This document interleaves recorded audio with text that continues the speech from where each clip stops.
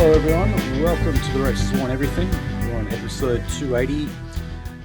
Sorry we didn't bring you a show last week. Conflicting schedules and all that kind of stuff. So anyway, we're here now doing this on a Monday, and you're joined by myself, by Nolzy, and we've Hello. got a surprise guest. We've got Randbot on. G'day, g'day. It's a pleasure to be here. Now, apparently the last time I was on here was episode 100. Yeah. Well, how the turns have tabled. Yes. Yeah, that was the Races War anyway, but we have spoken to you in a few of our other shows before. Correct. Sometimes for good, sometimes for real, apparently. But I was advised not to get into that. Yeah, no, that's okay. We won't discuss that. But yeah, look, I'd still say you'd have plenty to say about what we've got today. We're going to talk about hate speech and hate groups and all that stuff. So, look, what we sort of missed out on covering last week was the High Court challenge that is being made against the Commonwealth laws, the hate speech and the hate group laws. There was an injunction hearing to basically freeze the current laws up until a decision was made in the High Court case in September. Unfortunately, that application was rejected. However, that was a very small defeat, you could say. The burden of proof is very high in a case like that. It takes a lot to convince the court to take out an injunction of something like that, like actually putting legislation on ice effectively. But come September, they're going to be making the argument that, well, in Australia, we have an implied right to political communication, and banning political organizations is clearly a violation of that implied right. And look, I don't know about you guys, but I think they're going to win that. And I think it's going to be a really embarrassing defeat for the government. And it's, going to put wind in the sails of Thomas Sewell and co. So I was going to say, like, are they going to win it? I've got I've even got word for like two like fucking incredibly autistic lawyers in my ear saying like it's like that's not going to be the case. Like, you know, like they're gonna fucking win that holy fucking shit. Like, why the fuck do they put that law in place? And also like a Bill of Rights. As a country, we need a Bill of Rights. Yeah, that's what. Sadly, to be more cynical, I would say that like all Western countries have arrived at the position they've arrived by marching over their own former laws, and this is like clearly an example of them marching over their laws. Like, so when you say like what the government has done is very much against like a established law. Well, they may get their way, and that is the way. Like the new law will be written by how the old law was not enforced, if that makes sense. The past 4 years have been pretty much that. None of this is constitutional. None of the restrictions is constitutional. But I mean, let's remember though that like the New South Wales government was brought to court over their anti-protest laws, where they restricted marches and where they could go after the Bondi shooting. Those laws were struck down, and that's actually kind of scared them into not implementing further laws. Although we do have a new bit of legislation to report on today. But no, I mean, if we do have a precedent for this, it's the fact that those protest laws were struck down in New South Wales, but also the fact that Robert Menzies was not able to ban the Communist Party. You know, so considering that, that is something to consider, but not to put too fine a point on it. They can do what they want in the moment and then apologize afterwards if they actually get chased up on it. I mean, yeah, that's correct. Chris Minns has already done that. But yeah. Yeah, well, look, in New South Wales, despite having that setback with the protest laws being struck down, it is now going to be illegal in New South Wales to indicate support for Nazi ideology. Hmm. So, I mean, isn't this exactly what you would call thought crime? It is, because you've now made a specific ideology illegal,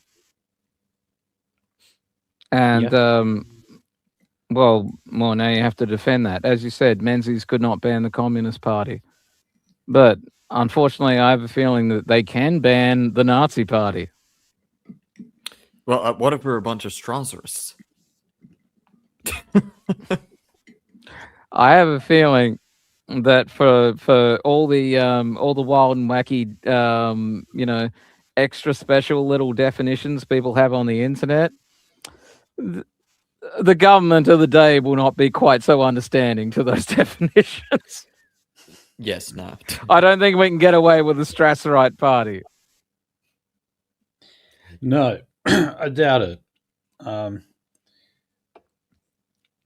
But it's still in New South Wales. Also, they've been sitting on this review. They reviewed their state laws on hate speech. Remember, these are the laws that were rushed through after the fake caravan bomb hoax. Yes, and they were deliberately left incredibly vague, to be interpreted by the courts later at the court's convenience. Yes. That's right. And, thankfully there was actually, after it was revealed that it was a hoax, I mean, there was no detonator even in the car, in the caravan. This put pressure on the government to have a review of those hate speech laws. You've had a number of bureaucrats involved in the drafting of those laws that actually refused to turn up to the inquiry. They just stayed at home. For what sort of speculated reasons? Well, they just said they didn't have. They just had no obligation to go there. To an inquiry. Yes. Yeah. Which is to which they were summoned. Yes. And no, there has actually been talk about criminally prosecuting them for that as well. I would think so. It's like it's an abrogation of their duties. Yes. And now that review is actually concluded, but the government is refusing to put it out.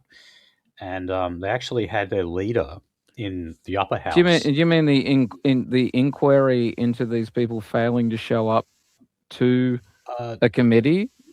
No, that is not public knowledge? No, they had a review just on the passage of those hate speech laws. How they came to be, what they include, and they're refusing to hand that over now. The opposition and independents minor parties have been demanding this from them. Chris Minns initially said that it would be released in time. In time? Like in geological time? He said it would likely be handed out eventually. Before the heat death of the fucking universe? I have no idea. But look, when it comes in properly. Quite clearly, though, they're going to have to talk about things like who was putting the pressure on them. Why is it that Chris Minns gets around in a bloody kipper so often? Why did he go to the funeral of every single Bondi victim? I mean, he's the premier. Doesn't he have some important meetings to go to? Nothing would literally be more important than the wishes of the Jewish community of Australia. Which is what I think this review would actually reveal. It would talk about how the legislation was not carefully considered. There was obviously no parliamentary debate on it. It was quickly drawn up, quickly ran through the parliament. And I think that the review will basically show that process to be a failure. and that's why they don't want to hand it over. And also, it would definitely show the disproportionate influence of the Jewish lobby in New South Wales, and they're probably most influential in New South Wales. I think that started becoming abundantly clear. Like even with the the second time lightning struck a a rabbinical place in Melbourne, like the Prime Minister himself turned up, shaking hands with the rabbi who had fucking burn marks on his hands. Right, yeah. Wonder how that fucking happened. Yeah, they got they got the insurance on that house, on that synagogue, sorry, and they also had the government with an injection of money. And then they also had what do you call it, like crowdfunding as well. They had like a triple injection of funds. I see a lot of this as sort of like an extinction burst. They are extremely worried about how tenuous their position is with, the mothership, Israel, and they are pushing as hard as they can for concessions in every Western country right now. Yeah. Yeah, all of these security grants that they keep demanding. They literally want Australia, a country they disarmed. They want to be exclusively allowed to carry private arms. Yeah. Yeah. That is outrageous. Yeah, well, I mean, even like basically the main thrust of the Royal Commission we've got at the moment, which is into anti-Semitism and social cohesion. Really, the only kind of recommendations they have with teeth is take the guns back, implement a gun buyback scheme, and restrict gun ownership even further. I'm aware they've been quietly just sort of like grinding down like what little we have of gun ownership left throughout Australia. Yes. Yeah. They're banning certain calibers and such nonsense. Yeah, they're putting further restrictions on ammunition as well, and how many you can have. So the funny thing is, there's actually been an increase in the amount of registered gun owners in Australia because people are getting their relatives. Which I think is what they've acted against. Yeah. Because gun ownership did increase in Australia. It has been increasing. And so they've been not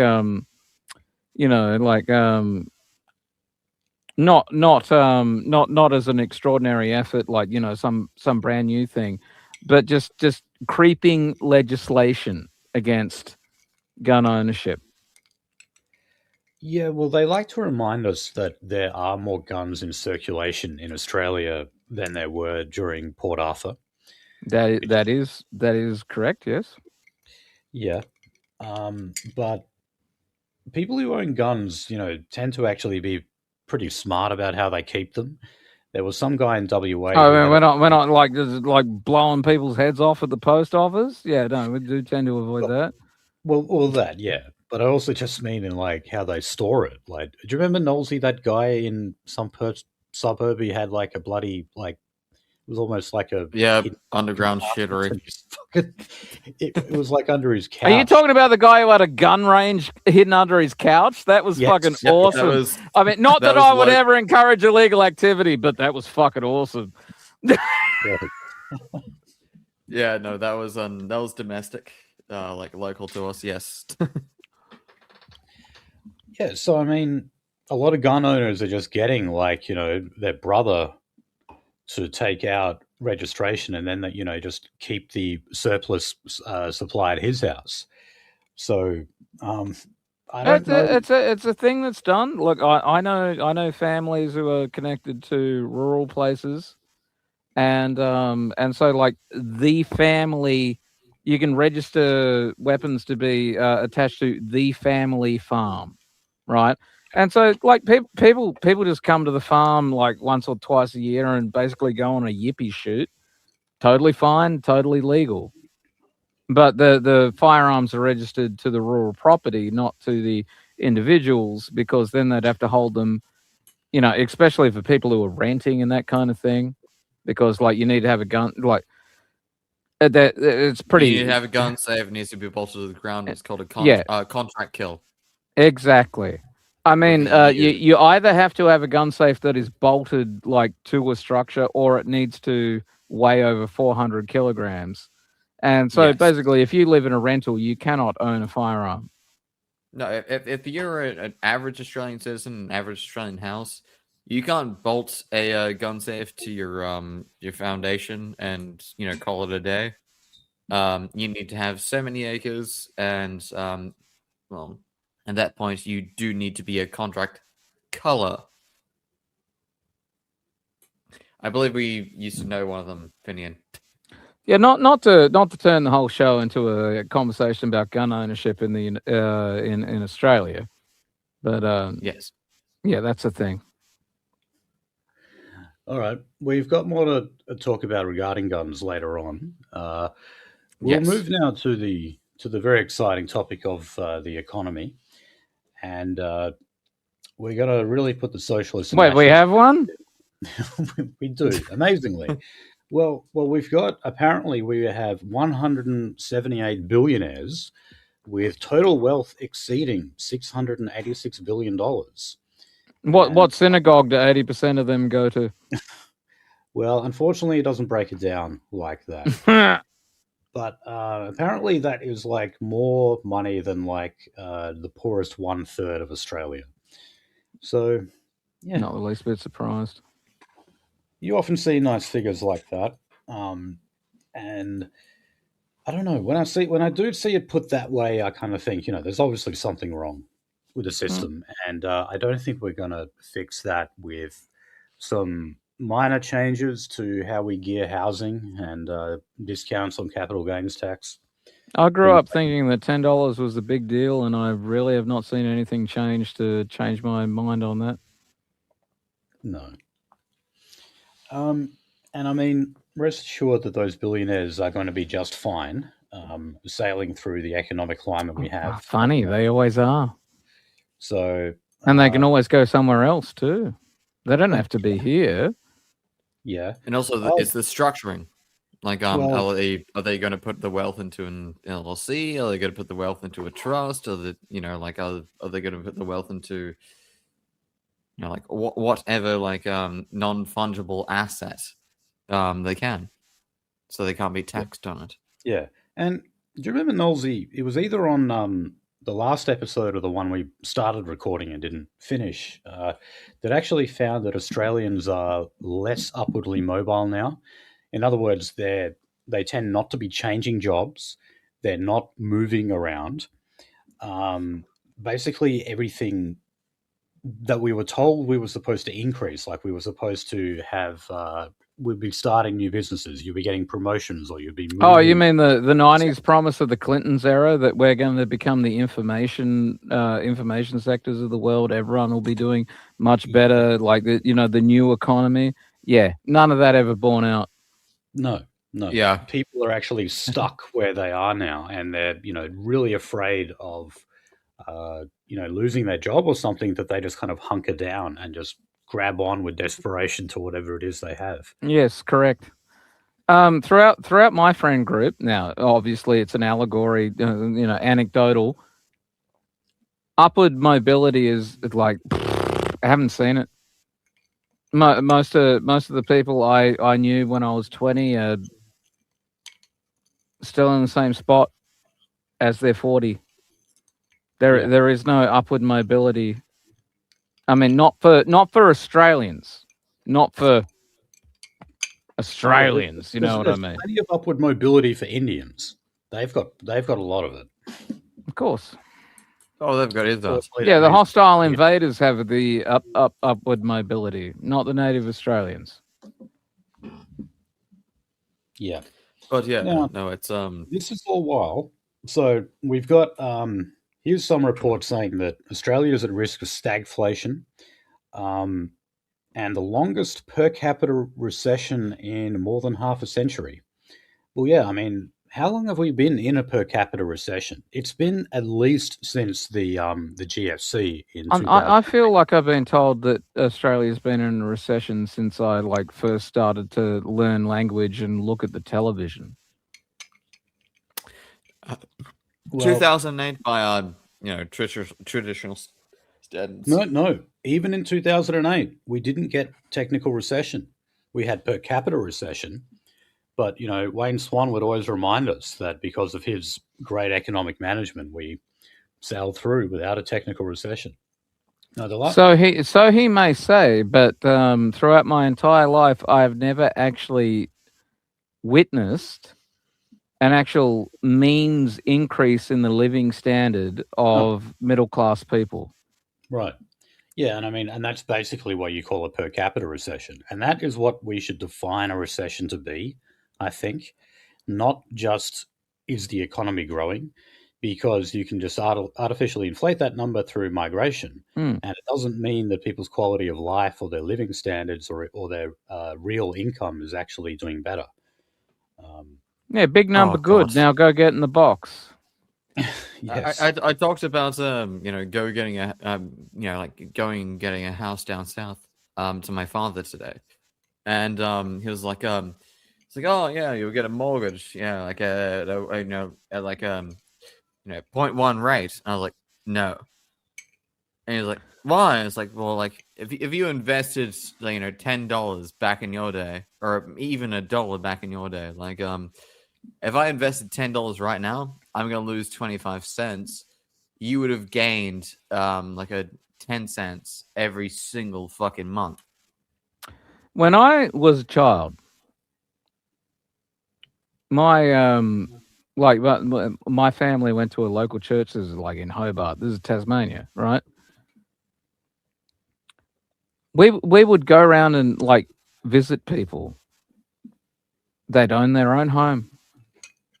A great front yard, a great backyard, a great house made out of brick.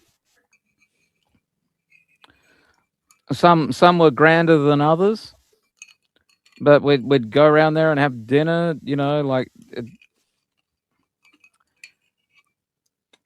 My generation, people living in despair, renting, thinking they'll never fucking escape from it. There has been no mean increase in living standards. There's actually been a fundamental, incredible decrease. And I've often said, this got papered over by televisions getting bigger and computers getting faster. So people didn't notice that their expectation of a living standard was just being fucking torn from out under them. Yeah, people are going on fewer holidays. People who are in properties. You can't afford to go to a holiday. You're living paycheck to paycheck. You're struggling to afford to live. Yeah. And one of the things I hate is that, again, growing up back when I was a child, I'm about the same age as you, Rand. I remember every cunt. Had it coming. No, but he's older. He's older, actually. That's the way. Every kid's house that I went over to, had a big backyard. Sometimes a huge, massive backyard. Oh yeah. And now, you don't even have one. People are stuck in flats and people. They're people now are looking at that. What an enormous backyard. Were you rich? No, we were middle class. Yeah, I'm talking about totally average families, exactly middle class. That would always be the thing. I'd as a kid, I'd go around to other people's houses. They'd have an enormous backyard. You'd run around, play around, and now we're living in boxes, and we're being told by the World Economic Forum that we're supposed to be happy in those boxes. I'm not happy in those boxes. No one is. It's been studied for decades.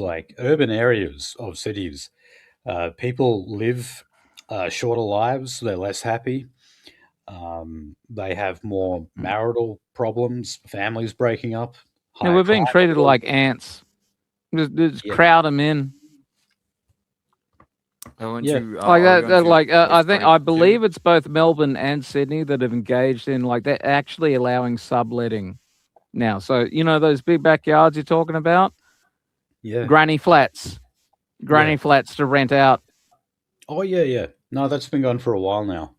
No, but like the jungle Asians who are over here, like the Indonesians and that, uh, they had to pass new laws in Victoria because they were renting out beds. So not rooms, not single rooms, but beds. Because they would have like dozens of these cunts in a room. They're I'm all sure. working. Did you see the one where they were advertising on a rental site? The one that was literally in a laundry room. No, but I'm not surprised. It That was doesn't surprise literally. me. It was literally like this. It was a fucking like what do you call them? Like the little bed that's on stilts. Oh, like a bunk bed or something. Yeah. Well, yeah. Like I was like, okay, you can live here. You have access to one PowerPoint, and as a condition of acceptance of this, you cannot object to people coming in at all hours of the day and making use of the washing machine. Oh, This was Jesus. literally a fucking thing that they advertised. I can't remember whether it was in Sydney or Melbourne. Honestly, it doesn't fucking matter where it was, but that's where we're at. Like, will you live on a fucking bunk bed in a laundromat? Yeah. Yeah, right. It'll be like Squeak in basketball. You know how he slept in a drawer. Mm, It'll be like that. All except right. it's real life. It's not Yeah. fiction. All right, we need to move into story 2. Yeah. Point Okay. 2. So look, the next story I've got is on something that's not hasn't been talked about so much in the budget, which is Jim Chalmers taking on new ministerial powers, and even the Greens have a bit of trouble with this, even though they generally say they're supportive of the budget. Um, so the Australian has reported that the new legislation contains 9 ministerial directions allowing Dr. Chalmers to change the rules at any point in the future. So this has received a lot of criticism from the legal community, basically saying it's a power grab. But so you mean that they're allowed to make changes without like it being passed through parliamentary Yeah, committee or anything like that? yeah, that's right. So it's Functionally, it doesn't really dictatorial matter. power. Yes. over the CPA rate. Yes. Yeah. So he Okay. can just do that. Yes. If they vote this legislation through, yeah. And there's no oversight.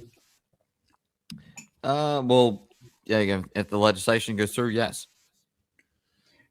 Based on these nine, No, so nine, it really is. It actually is dictatorial power. Okay. yeah. Awesome. Well, yeah. I mean, well, we're at the point where we're banning political organizations. We're banning symbols. Not the Communist Party, though. We're banning raising your arm on an angle. We've had that for a while now. Like, is it allowed to go this? No. The audience can't see it, but like, is this high acceptable? I was Is this the bad angle? Is this one acceptable? Like, what's the problem? Why are you hailing a taxi? I was thinking before. I was like, oh, cool. We might actually be able to put a video out for this episode. I don't think I'll be doing Nope. just cut that bit out. Look, I don't mind getting caught face fagging, but yeah, don't fucking send this video clip to ASIO. Don't put the chicken pen out. Okay. Now, Nolzy, I'm just going to assume that you know everything on trusts here, and Yep. we've got the charity sector and churches. Now they're saying that they could lose almost $3 billion in charitable donations for the first 5 years of the new tax plan, and this is obviously because of the proposed taxes on trusts. Um, I guess this sounds like something that Labor like kind of forgot to look at. They're like, okay, look, let's go after the trust. Most people will be supportive of that because it's rich fuckers who take these out. But then it turns out it's a lot of like non-governmental philanthropic organizations who make use of them as well. As tax deductibles, yes. That's right. So a lot of like dead widows and the aged Anglo wives of philanthropes actually use trusts to donate to the Anglican Church or the local bridge club or etc. And they use like a holdings company, so they'll be taxing them into the ground. So there will be a lot of churches who are being fucked. I mean, I'm almost torn between like two opinions here. One, which is like the one where you go like, well, obviously this must be rectified. It is not okay to go and rip off old widows and go and dump that into like the for the state. And the other one, boys. Yes. Go and burn Christianity away from Australia. See what happens. That's right. Destroy it all. You a regular Charlie Church, Rand? I stopped going to church around about when we were up in Darwin because like I'd go there and it was like half the church was Filipinos. And it must have been in Catholic Church. No, Anglican. Oh. No, I stopped going to church because it's just like they literally have nothing against race mixing. In fact, they kind of encourage it. So I will call myself like a lapsed Pentecostal, but I have not been to church in like 4 years. Yeah, look, there's nothing I want to see in church. Yeah, I remember like E. Michael Jones said that if you replace the entire population of Poland with Africans, it would still You'd notice very fucking quickly. Yes. Well, but he said that it would still be Polish as long as they were Catholic. Well, that is the core conceit of EMJ, as some people call him, E. Michael Jones. That is one of the things. Like he has made some great arguments. He's written some great books, but this whole idea of like race doesn't matter, ideology matters exclusively, is foolish on the face of it, and I honestly struggle to believe that he himself even believes that. When the guy has written so much, he wrote that book Slaughter of Cities, which is basically about blacks. I mean, look, here's the thing: he is a papist. Like, he is absolutely wrapped around the Catholic Church. He will not move from that. And the Catholic Church has been involved in South America, Africa. They've done a lot of conversion stuff. You are talking to an Irishman, after all. Yeah, I don't go to church though. No, I know what he means. Don't talk about papacy to an Irishman. No, I get it. No, that just means like Guinness and car bombs to us. That's all. But here's the thing: like, the Irish also bent the knee to like international Jewish power. Oh, of course. Sure, They did. they fought 100 years against the British, but then they just like became globo homo. Oh yeah, YouTube's global headquarters is in They Dublin. used to say, "Come out, ye black and tans," and then they started saying, "Import all the fucking black and tans that we can." Yeah, God. unfortunately, it's Well, like that. that's a good segue into housing. Well, actually, Rand was talking about this before about the granny flats. So the housing minister is Claire O'Neill, and she said that she doesn't actually know if a granny flat would qualify for the concession. Wasn't it literally a thing from like Clover Moore or whatever that they were going to like paper that over? Like we absolutely encourage people subletting. Um, yeah, well, she was asked whether building a second dwelling on an existing property would mean that that title was now considered a new build. That is, the granny flat or whatever is considered a new build, Mm. and then that would be able to be negatively geared. And she did not know. She was not able to answer that question. She's the person who makes the fucking decisions, right? She's the housing minister. Yeah. Yes. Yes. Um, Jesus Christ! Welcome to hell. this wasn't anywhere near as bad as One Nation's fumble on this that we'll get to later. Oh, one Indian. Um, yeah. Oh, it's not just one Indian now. It's like one Muslim fag, one Jew in. Yeah, well, there's several Indians. Yeah. Yeah, I know about the faggot too. I guess we will be talking about that soon. Yeah. Oh, well, here's another one we mentioned. It says nearly a quarter of Australians are cancelling or postponing winter travel. And part of the reason for that Oh, who is the that, fuck can afford to go on a holiday these days? well, it's going to get even more expensive because the fuel excise cut that's coming to an end very soon. That was Yeah, because only we're running out of fucking petroleum. yeah. But no, I mean, generally though, I have read that people are going on fewer holidays now, which is, you know, also just people going out. Unsurprising. No, I mean, think of how many pubs. I mean, I know that COVID obviously played a role here, It costs but people don't. $16 to get a fucking pint.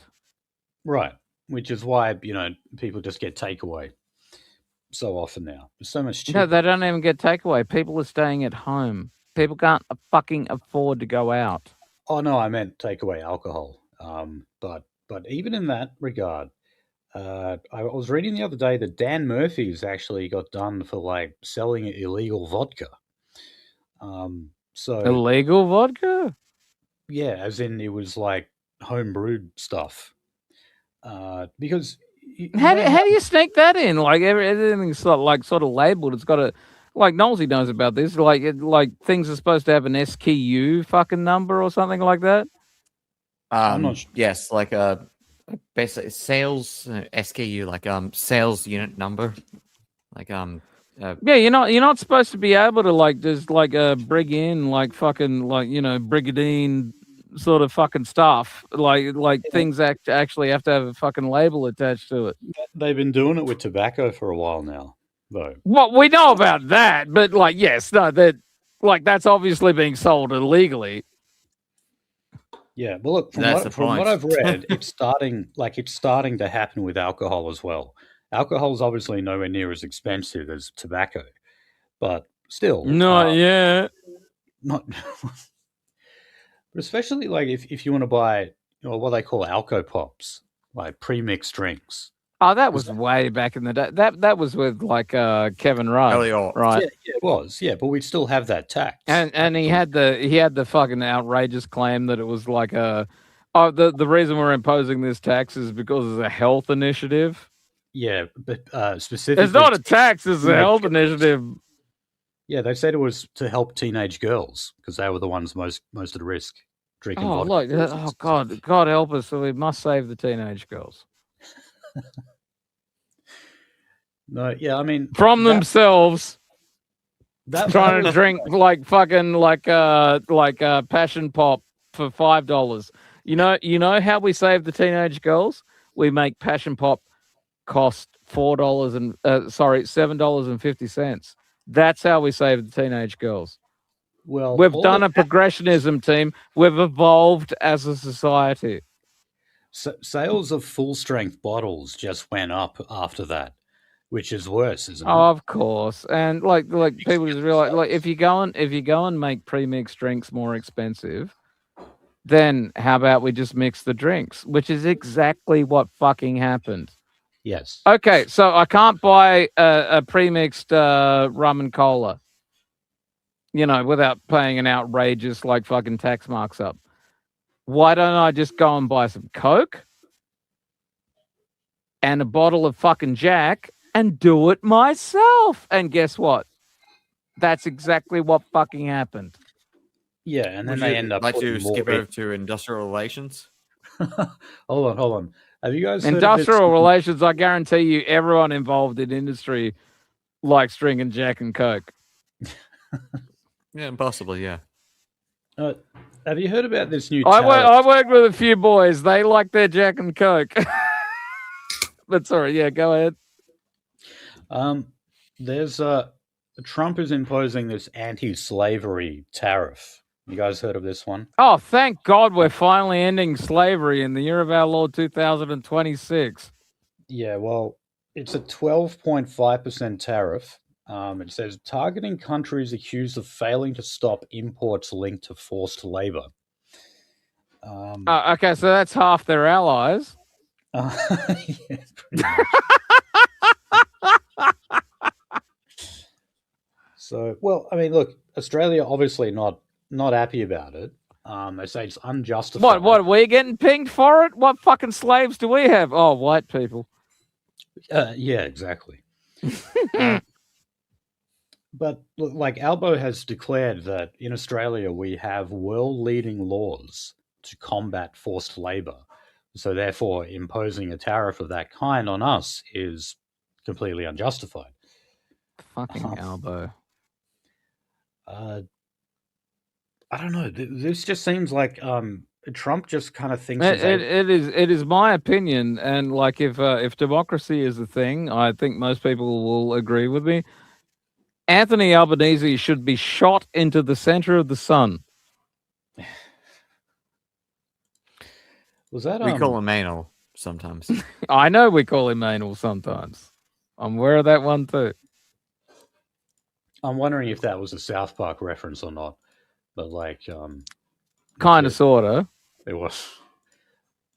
I watched some of the new episodes, and it's got that Chinese guy. Like there was the one where like a teacher was shot into the center of the sun, but like no, I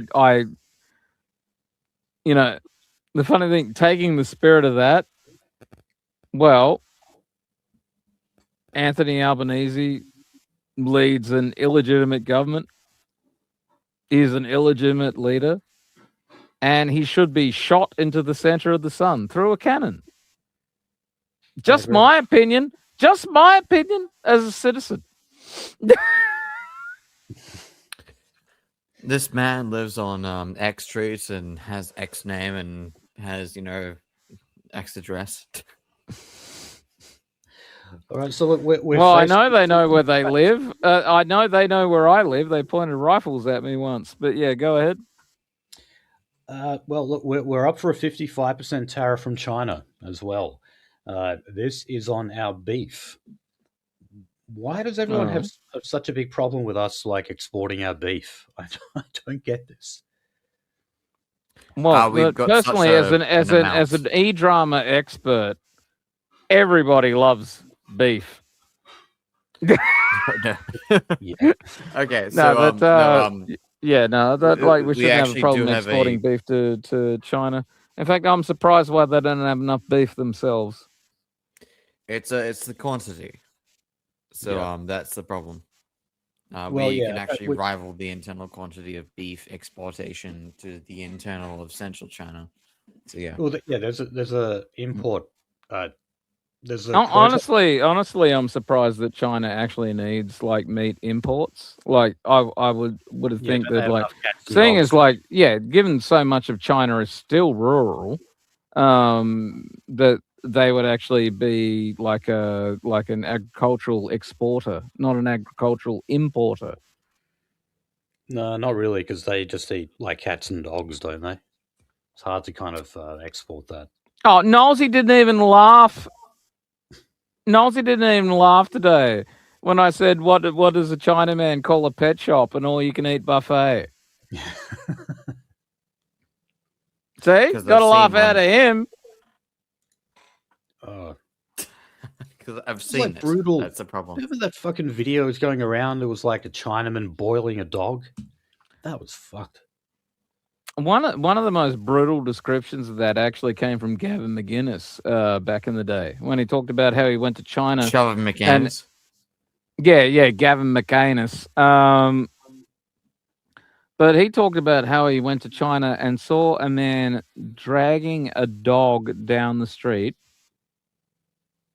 where its hind legs had already been removed. Oh. That's fucking terrible. So apparently when an animal is injured, it like, I assume this works with people too. I don't know. I've never eaten a person.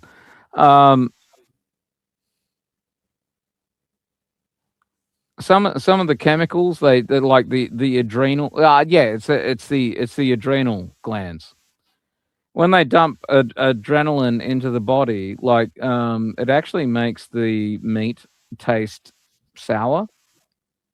But apparently the Chinese like that flavor, and so they will deliberately injure an animal I was gonna say like to harvest we, it later once it's actually dumped adrenaline we into its finish? system because they like the flavor.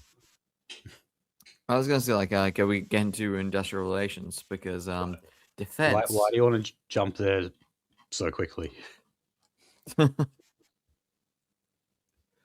We can still go through all these. Look, I'll just go through stories. Sorry for dragging it down to like look the fact the Chinese eat dogs. All right, we're not in dispute about this. Yes.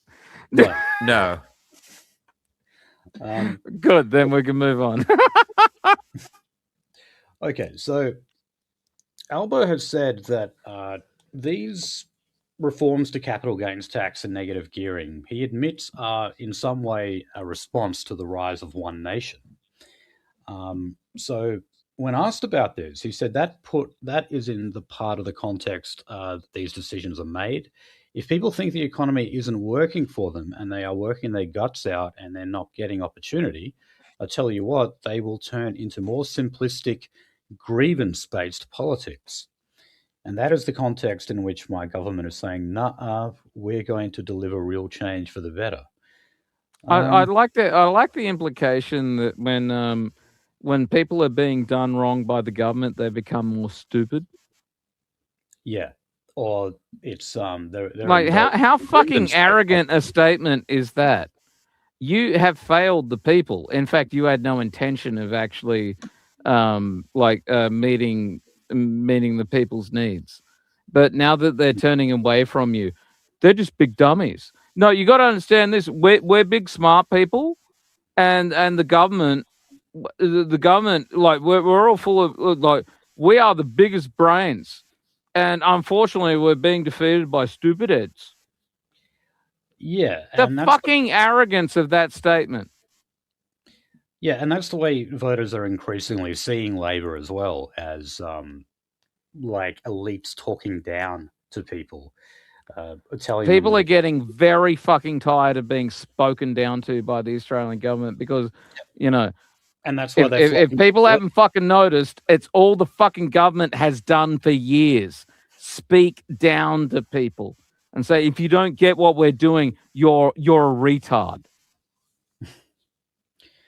Okay, and look, finally on the economy, this is coming out of Tasmania. Oh, my hometown. Well, maybe you can relate to this. I have to admit, like, sorry, you can't see my second head, But yeah, I did come from the Isle of Taswegia. Okay. Well, has the cost of living crunch affected you guys and your fitness routines? Because apparently they are for people in Tasmania. Um, Oh, so they're talking about things like gym memberships, and also just finding the time for exercise. But I mean, if I were to well, add to that, there's a long discussion to have about how gyms themselves have been kind of parasitical, like ripping people off, like with the way oh they yeah, do gym membership and that kind of thing.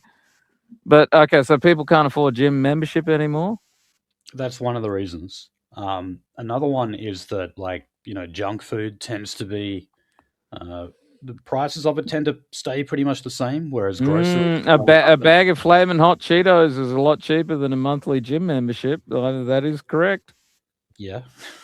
So I'm sure this isn't just being felt in Tasmania. I'd say it's around the country. Yeah, And indicative of like a broader thing. Yes. yeah, but I mean, it's also just, I mean, every time I go to the shops, it's not just foreigners; it's fat cunt foreigners that I see as well. You know? Like, No, well, no, I know exactly what you're saying. Continue. yeah. No, look, and to be fair, plenty of white people as well. Uh, it's literally your Stop people you vaping, stare at. cunt. You wonder, like, how do you actually get that fat? Like, literally, how do you do it? I can't fathom how it's even possible. Um, Honestly, I think they just sit there day after day on the couch, parked in front of the fucking TV. Doesn't matter what's on the TV. The TV, the God box is open, and they just open their mouth and they just fucking pour.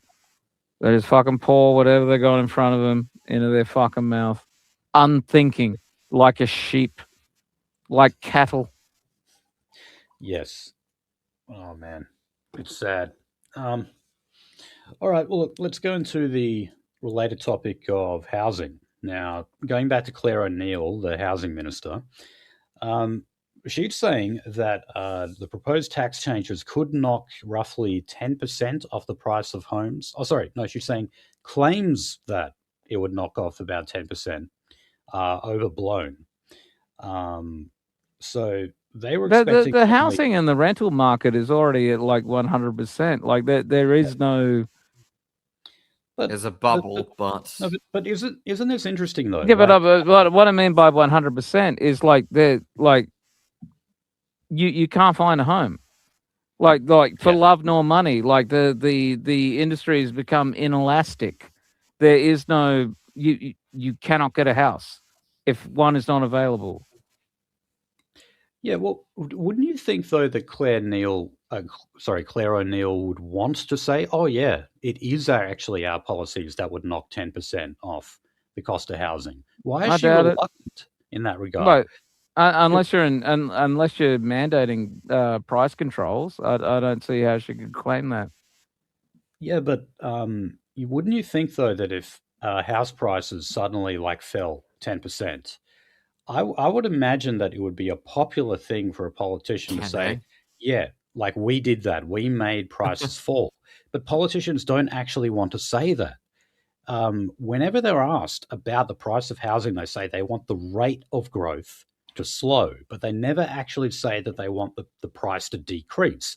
And the reason they say that is because of investors and boomers that vote for them. Mm.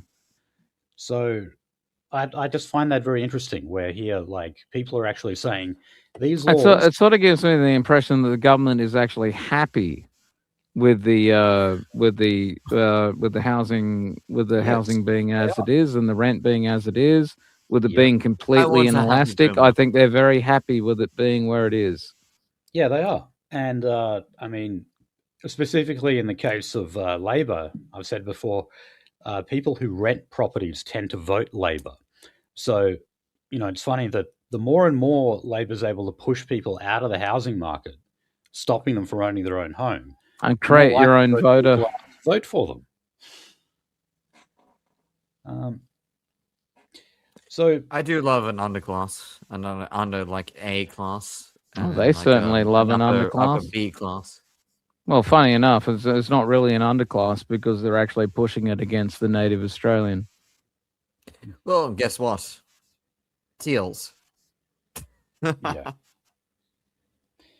So, would-be property investors, sorry, would actually find it very hard to Oh, find a I'd love it if yeah. someone invented some fucking property because apparently we've run out of it. Well, okay, no, but this is exactly what this article is saying, although here it's referring to positively geared properties, saying that, well, they basically don't exist. Um, so, like, the whole idea of removing negative gearing on existing homes, Mm. they do that to steer investors towards newly built properties if they want to keep the tax offset or find an established home that generates enough rental income to cover mortgage and holding costs. But when you look at national rental yields, rising interest rates, high property prices, well, that's all likely to force investors spending on new builds to incur a lot of costs. Because, of course, if you're building a house, well, Nolzy, like construction costs for labor and materials have just gone Mm. through the roof in the past couple of years. So, Ever been to Safari like in the last week? Have you seen like sort of like cowboy building they're doing in America now, where they're using like a cheap construction teams to like just like slap up suburban houses, and yeah, like then someone else comes in and just goes like, holy shit, none of this is up to code. This entire house is a death trap. yeah, there's also been things like people converting shipping containers into houses. Uh, Nolsey and I covered a story about, I think it was called modal housing, where it was like bits Yeah. of Lego basically that they put together on site, like like real desperate things. Right. Going to the next story. Yeah. Okay. Well, I want to talk a bit about the drop in housing prices. So there have actually been some modest falls. There has been a very small uptick in the How amount. much work is the word modest doing? Well, I don't know, like We shall probably see. less than a percent or so. But so they Oh, have how said generous. that they've dropped a little bit in Sydney, Mm. um, and there's been a small uptick in the amount of first home buyers actually getting their first property at an auction. That has gone up very, very slightly. Now, you have some economists saying Is it still like is that whole thing still going on where like when you go and look at these sort of like things and like there's like 15 Chinese people? oh, of course. Yeah. Oh, yeah. I mean, who are these first home buyers? I intend to fucking like expose my father to that. It's like oh yeah, like I'm looking at getting an investment property. It's like Yeah. oh yeah, like what suburb? Oh this. So, look, this article Did not says that expose us to a live stream, I swear to God. it says prices are expected to continue to decline. However, a market crash remains unlikely. But that isn't that exactly what we need? Is just a total crash of it. I mean, it's I not like believe so. I think the whole thing needs to crash, and I think we need to have like the people panic. They yes, seem to be uncomfortably happy with the state of things. So any sort of chaos would be welcome. yeah. Well, I mean, look, it's not like we're on our way to housing becoming unaffordable for most people. We're already there. I mean, we got there years ago. So I can't believe it when someone like Claire O'Neill won't actually want to come out and say, yes, we want housing prices to fall. Or if they do fall, it's not our fault. Why in God's name would you want to say that? Um, surely it would be a popular I thing. think a lot of Australians would be Again? happy if somebody said from the government, we want to see prices fall. Yeah. And so the fact that like that's never been said, like even though it would be like a remarkably populist position, nobody says that. You know, there is one person who has said it like a couple of times, but then he says something completely contradictory, and that's the shadow housing minister Andrew Bragg. He has said that he wants to see housing prices fall, but at the same time, he opposes everything that Labor's doing here, saying that it's a war on investors, and he says that he wants to see investors doing well. Well, you can't have both, can you? I mean, either Why prices go would you down and want investors to do well? it. Yeah, I mean, how could investors like do well if housing prices went down? Well, aren't these the vultures that were predating upon everyone? Why would you want them to do well? Why would the government want a private speculative group to do well? I wonder why. What do you guys think of the concept of a mansion tax? I would be fine with that. Yep, fuck it. You know, Multiple they dwellings. were, It Yeah, fuck depends. you. Where are they setting it?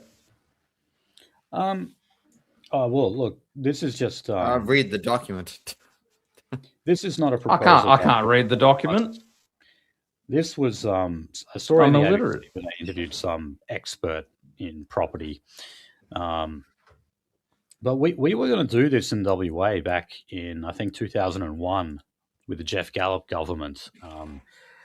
But it was really, really unpopular. And people said it was like politics of envy, war on the Like success. death tax kind of thing. Yeah, politics of envy. Yeah, no, I see that. Yeah, and so it never happened. So well, I mean, it kind of is where you said it, because like we in a way, like we do actually have an inheritance tax already. yeah, and it's one that affects everyone from the littlest to the most, right? well, I mean, also the new taxes on trusts effectively will result in a death tax for some people. You know, if you put your inheritance in a trust, which so many people do, the government's going to take a piece of it. So yeah, I mean, it's going to be a death tax. I mean, to be honest, I'm surprised that an additional tax on the ultra wealthy was even raised. Under this current administration. No, well, I mean, the last time I heard of any of this was what I just mentioned, that one in WA, and that was 25 years ago. So no, we don't. So it wasn't popular.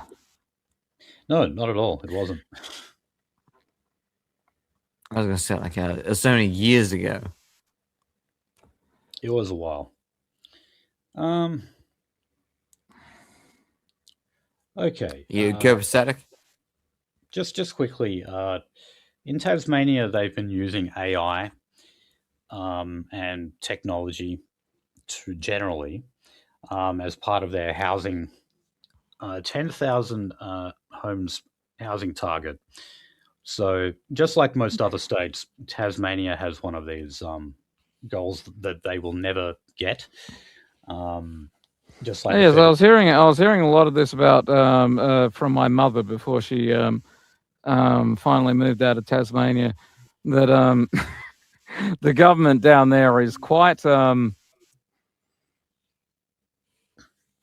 green. They're one of the few liberal governments we have in the country. However, they're definitely moderate liberals, as they would put it. And they've got a health system that's in complete shambles as well. Which is ironic, because they tried to pride themselves on building the best health system in Australia.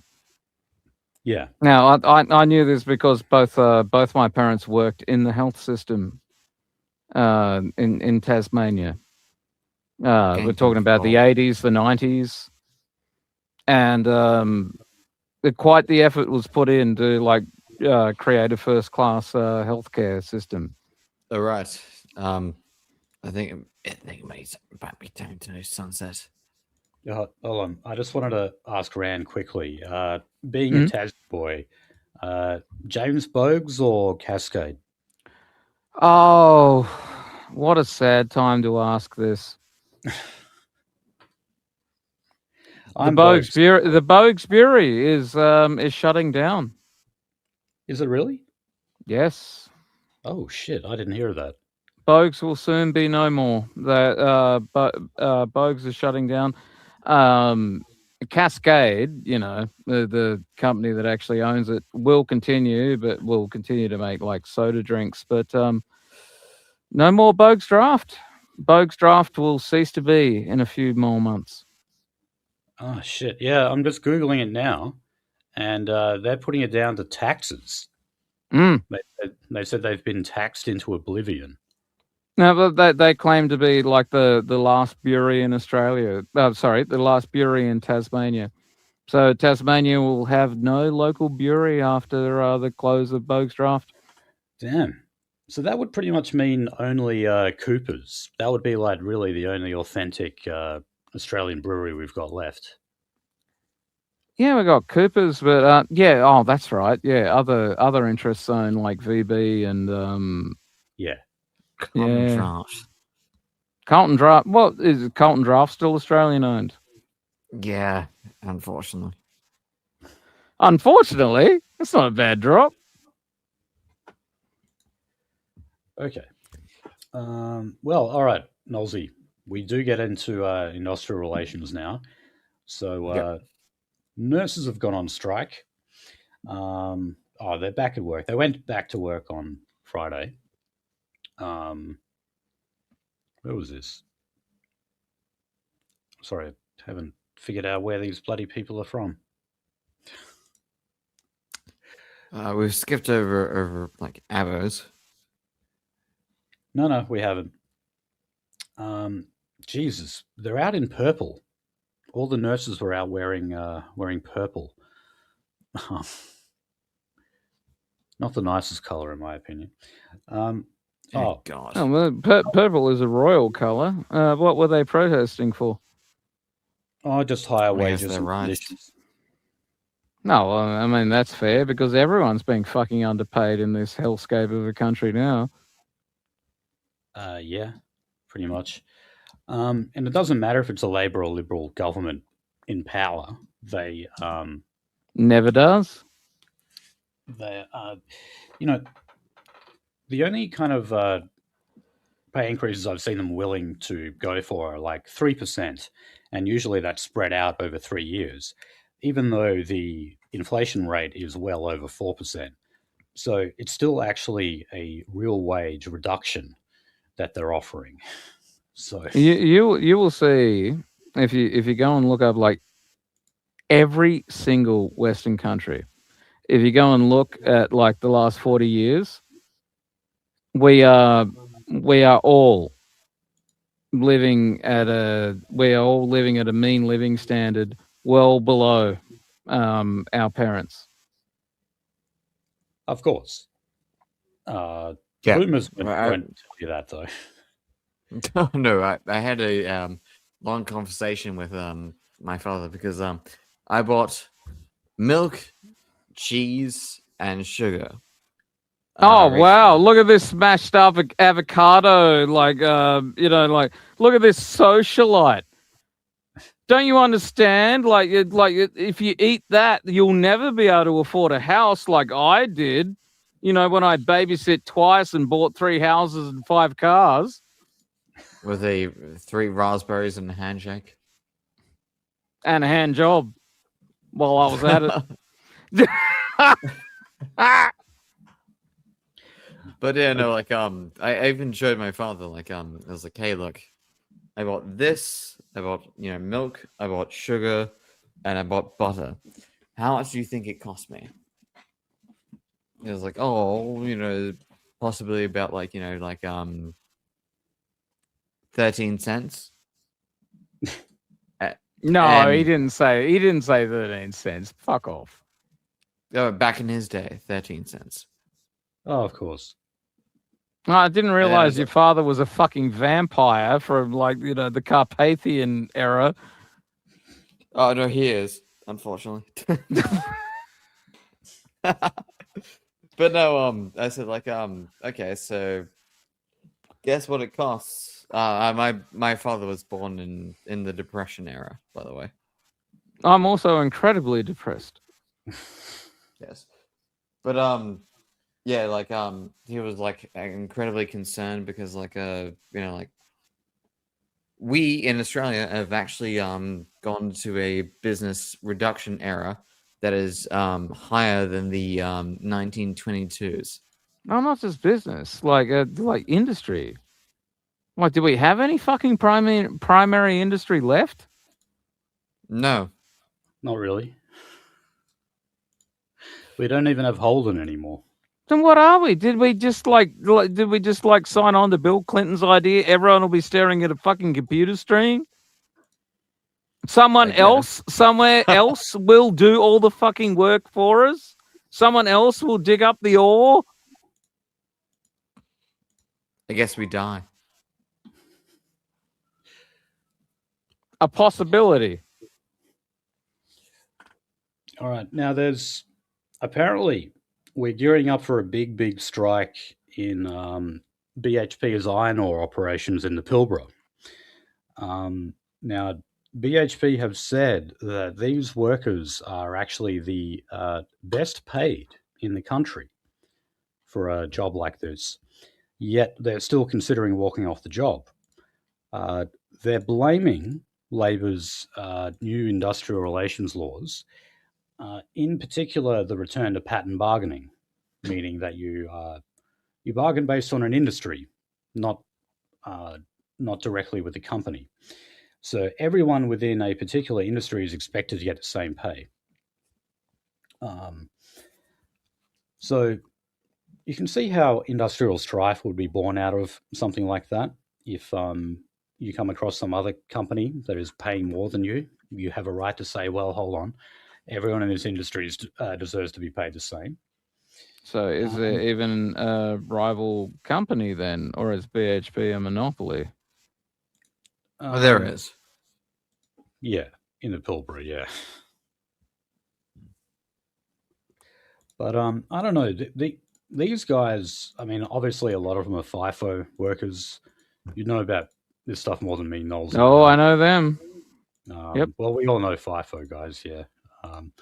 But I mean, yeah, all right, they earn a lot of money, but I could not do that fucking 2-on, 1-off stuff that so many of them do. And some of them do like real crazy shit, like they do 4-on and 1-off.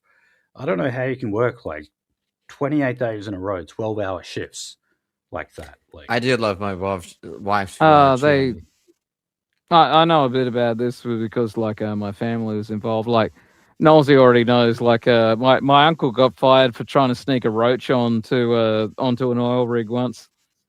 They actually took that shit pretty seriously. So he lost a pretty primo job because he was like trying to sneak on a fucking marijuana cigarette. And yeah, the FIFO stuff's no joke. I lived in Darwin for 6 years. Now apparently, if you live there for 5, they'll count you as a local because people in the population in Darwin is so transient, right? Most people are there for 2-3 years max.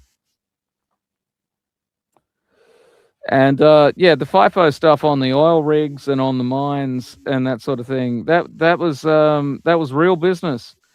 And people doing two weeks on, 2 weeks off were generally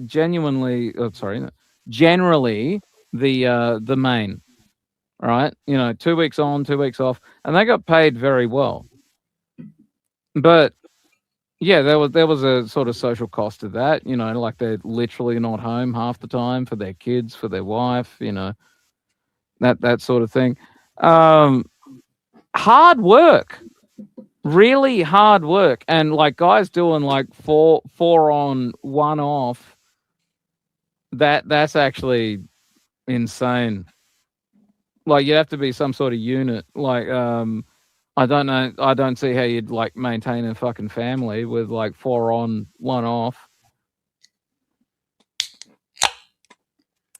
Yeah, That's the I thing. mean, You don't. I worked a job doing 12-hour shifts once, but we would do like max 4 days in a row. And, I was fucked at the end of that. Yeah, how you could do weeks in a row is beyond me. Absolute fucking grind, and like, especially when you consider like downtime is not downtime. Like you come home, right? It's not just you like just like laying horizontal on the couch for a week. No, you're being asked to do things there at home, like to engage with your like family at home. So like 4 on, 1 off, it like that is just absolutely fucking insane to me. I Do you want can't to put see A and people B managing together? to live like that. Okay, now the Fair Work Commission, they've decided to award. Well, what if the they're the Australian- Fair Work Commission, they should fucking immediately outlaw 4 1 on 4 1 1 off. Like that. That's Yeah. insane. Yeah, Well, sorry, no, look, sorry. apparently they've gone too far here. The Australian points out that this is an above inflation increase. So they basically want to increase the award wage, which is, pretty much our version of the minimum wage in Australia, 4.75%. And the business lobby Fine. is Yeah, fuming good. with this. What is the official inflation rate right now? Like 4.1? I'd say fuck them. How much have they raised the prices of meat and vegetables? Yeah. That's CPI. That's different, unfortunately. It doesn't need to be different. Like if I'm asking as a government administrator, how much have you raised the price of meat and vegetables? Now compare Guess that what? to how much Through the we're fucking asking roof. for the rise of minimum wage. Yeah. I mean, why do I sometimes see gourmet tomatoes at $11 a kilo? For Christ's sake. Like, I was gonna say Um, Finian. I mean, Would you like to this is put, the whole appeal of socialism, right? It's like you can't work these poor bastards to death and then expect them to pay $12 for a fucking tomato.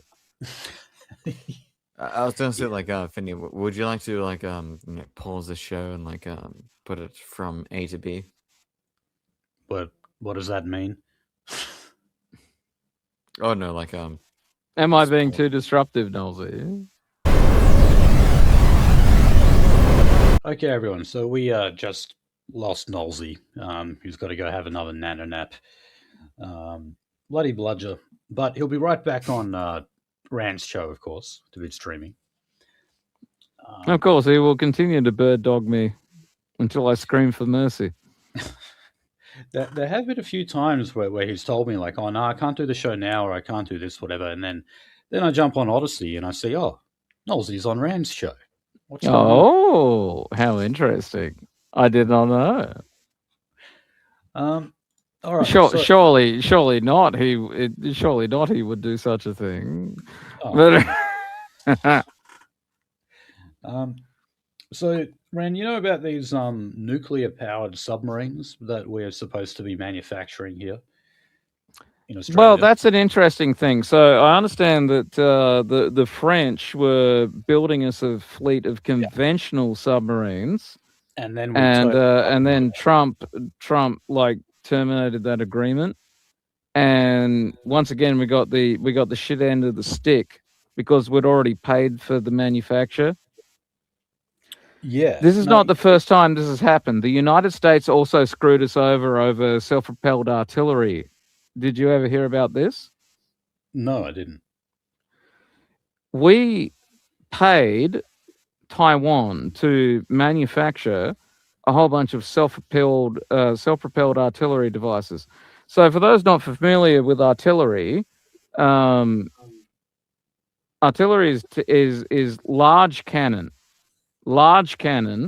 that can either be towed or it can be like self-propelled. And we paid the Taiwanese to manufacture us a significant amount of self-propelled artillery devices. And then the Americans came around and terminated the agreements and said, you're going to buy our clapped out, burnt out M777s instead. Well, it's sort of a similar thing that's happening here.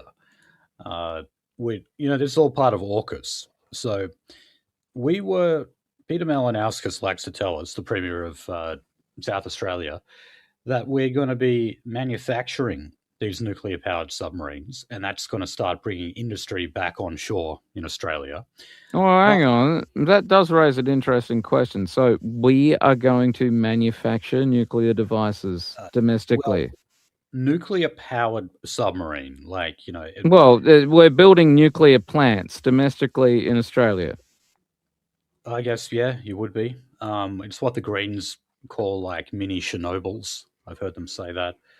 Well, of course they would say that, except that there's literally understanding from the American nuclear submarine fleet. There's never been an incident with those reactors. Yeah. If we're using the same reactors the Americans use, then there's never been an issue with them. Well, that's what we're being offered now. So we were always told that like the backup plan was if we couldn't manufacture them here, that America would simply give them to us. That's what they're talking about. What, the reactors or the blueprints? Like, are we building them or are they giving us the reactors? They're giving us basically refurbished submarines. So they're secondhand.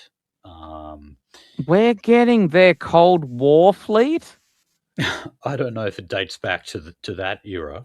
That's what it would be if they're talking about giving us nuclear submarines, like handing them over. That's got to be like the submarines from the 1970s. Well, the way I heard one of them describe it, they said it's like getting a second-hand Lamborghini that's been refurbished. You would like to have a second-hand Lamborghini that's refurbished. You probably would not like to have a 1970s US submarine. Yeah. Well, look, like from the very beginning, Nolzy and I said, look, we're not going to get the submarine full stop. We probably would have if we'd stuck with the French and we paid them properly and we didn't screw them. They were going to give us conventional submarines. Yeah. Not nuclear-powered submarines. Well, yeah, that's right. But no, I mean, the idea that we're going to be manufacturing them here is a joke. Because apparently, like as you've outlined, we're not even going to build them. We're just we're being given a consignment of like 50-year-old submarines. Yeah, we're being what a fucking joke. Now, I mean, the Libs have to own up to this because this deal was brokered under Scott. Well, who the fuck agreed to this? Yeah, no, it was. We went for the American option, somehow thinking that we were going to get a better deal than the French would give us. No, what the Americans promised us was they were going to build a new submarine fleet. And now they're giving us their 1970s Cold War fucking submarines. Yeah, and there's a chance we won't even get that. I wouldn't even be surprised if we didn't. So, yeah, look, a lot of commentators have been saying this from the beginning, that Australia is just going to be screwed over by this. We are continuing to... We have a long tradition of being fucked over by the United States. We got their clapped out old M777s.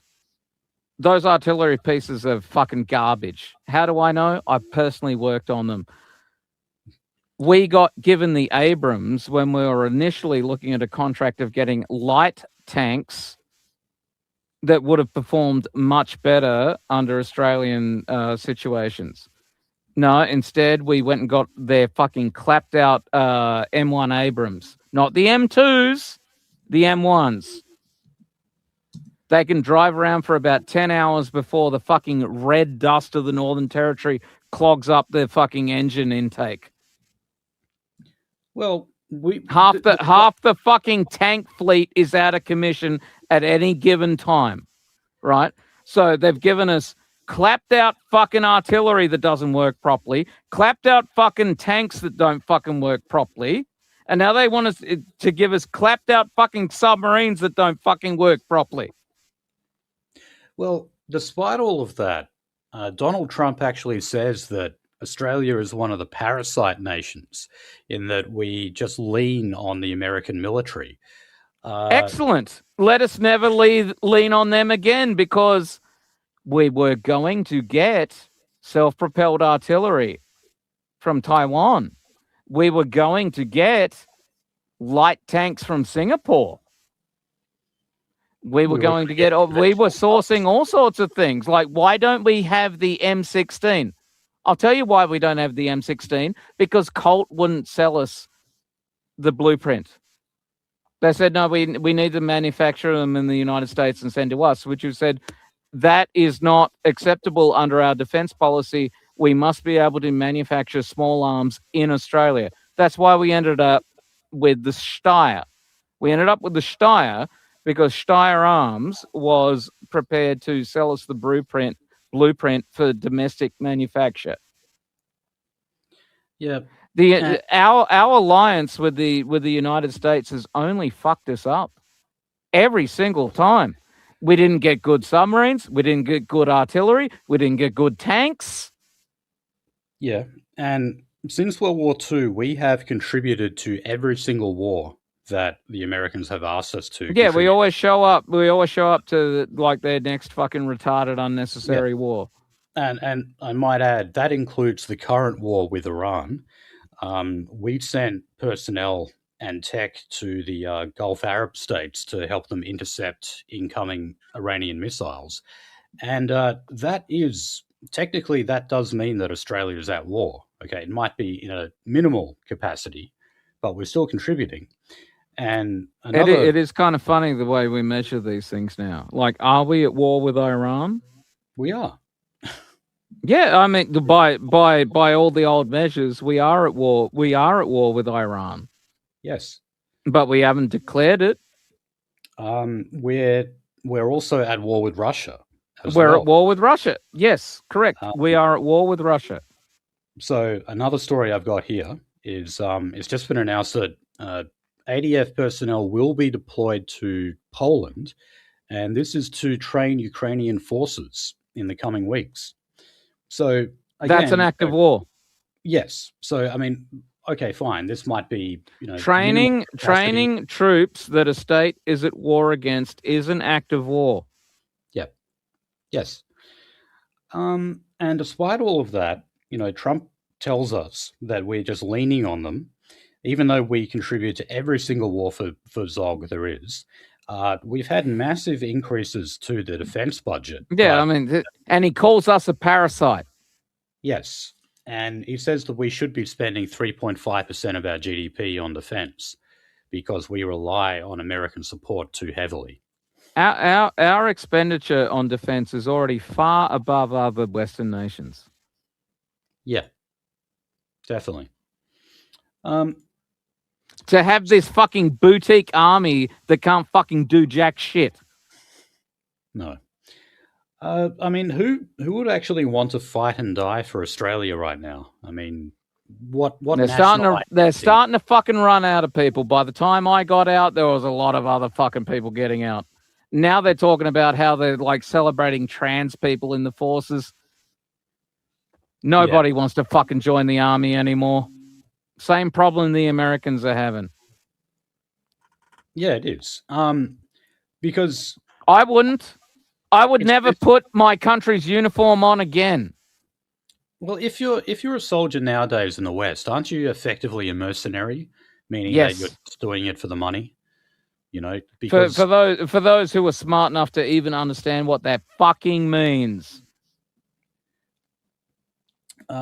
Because, well, it used to be that there was some kind of national identity that you were defending. People were. Yeah, what am I defending? Yeah, what are we defending now? The welcome to country.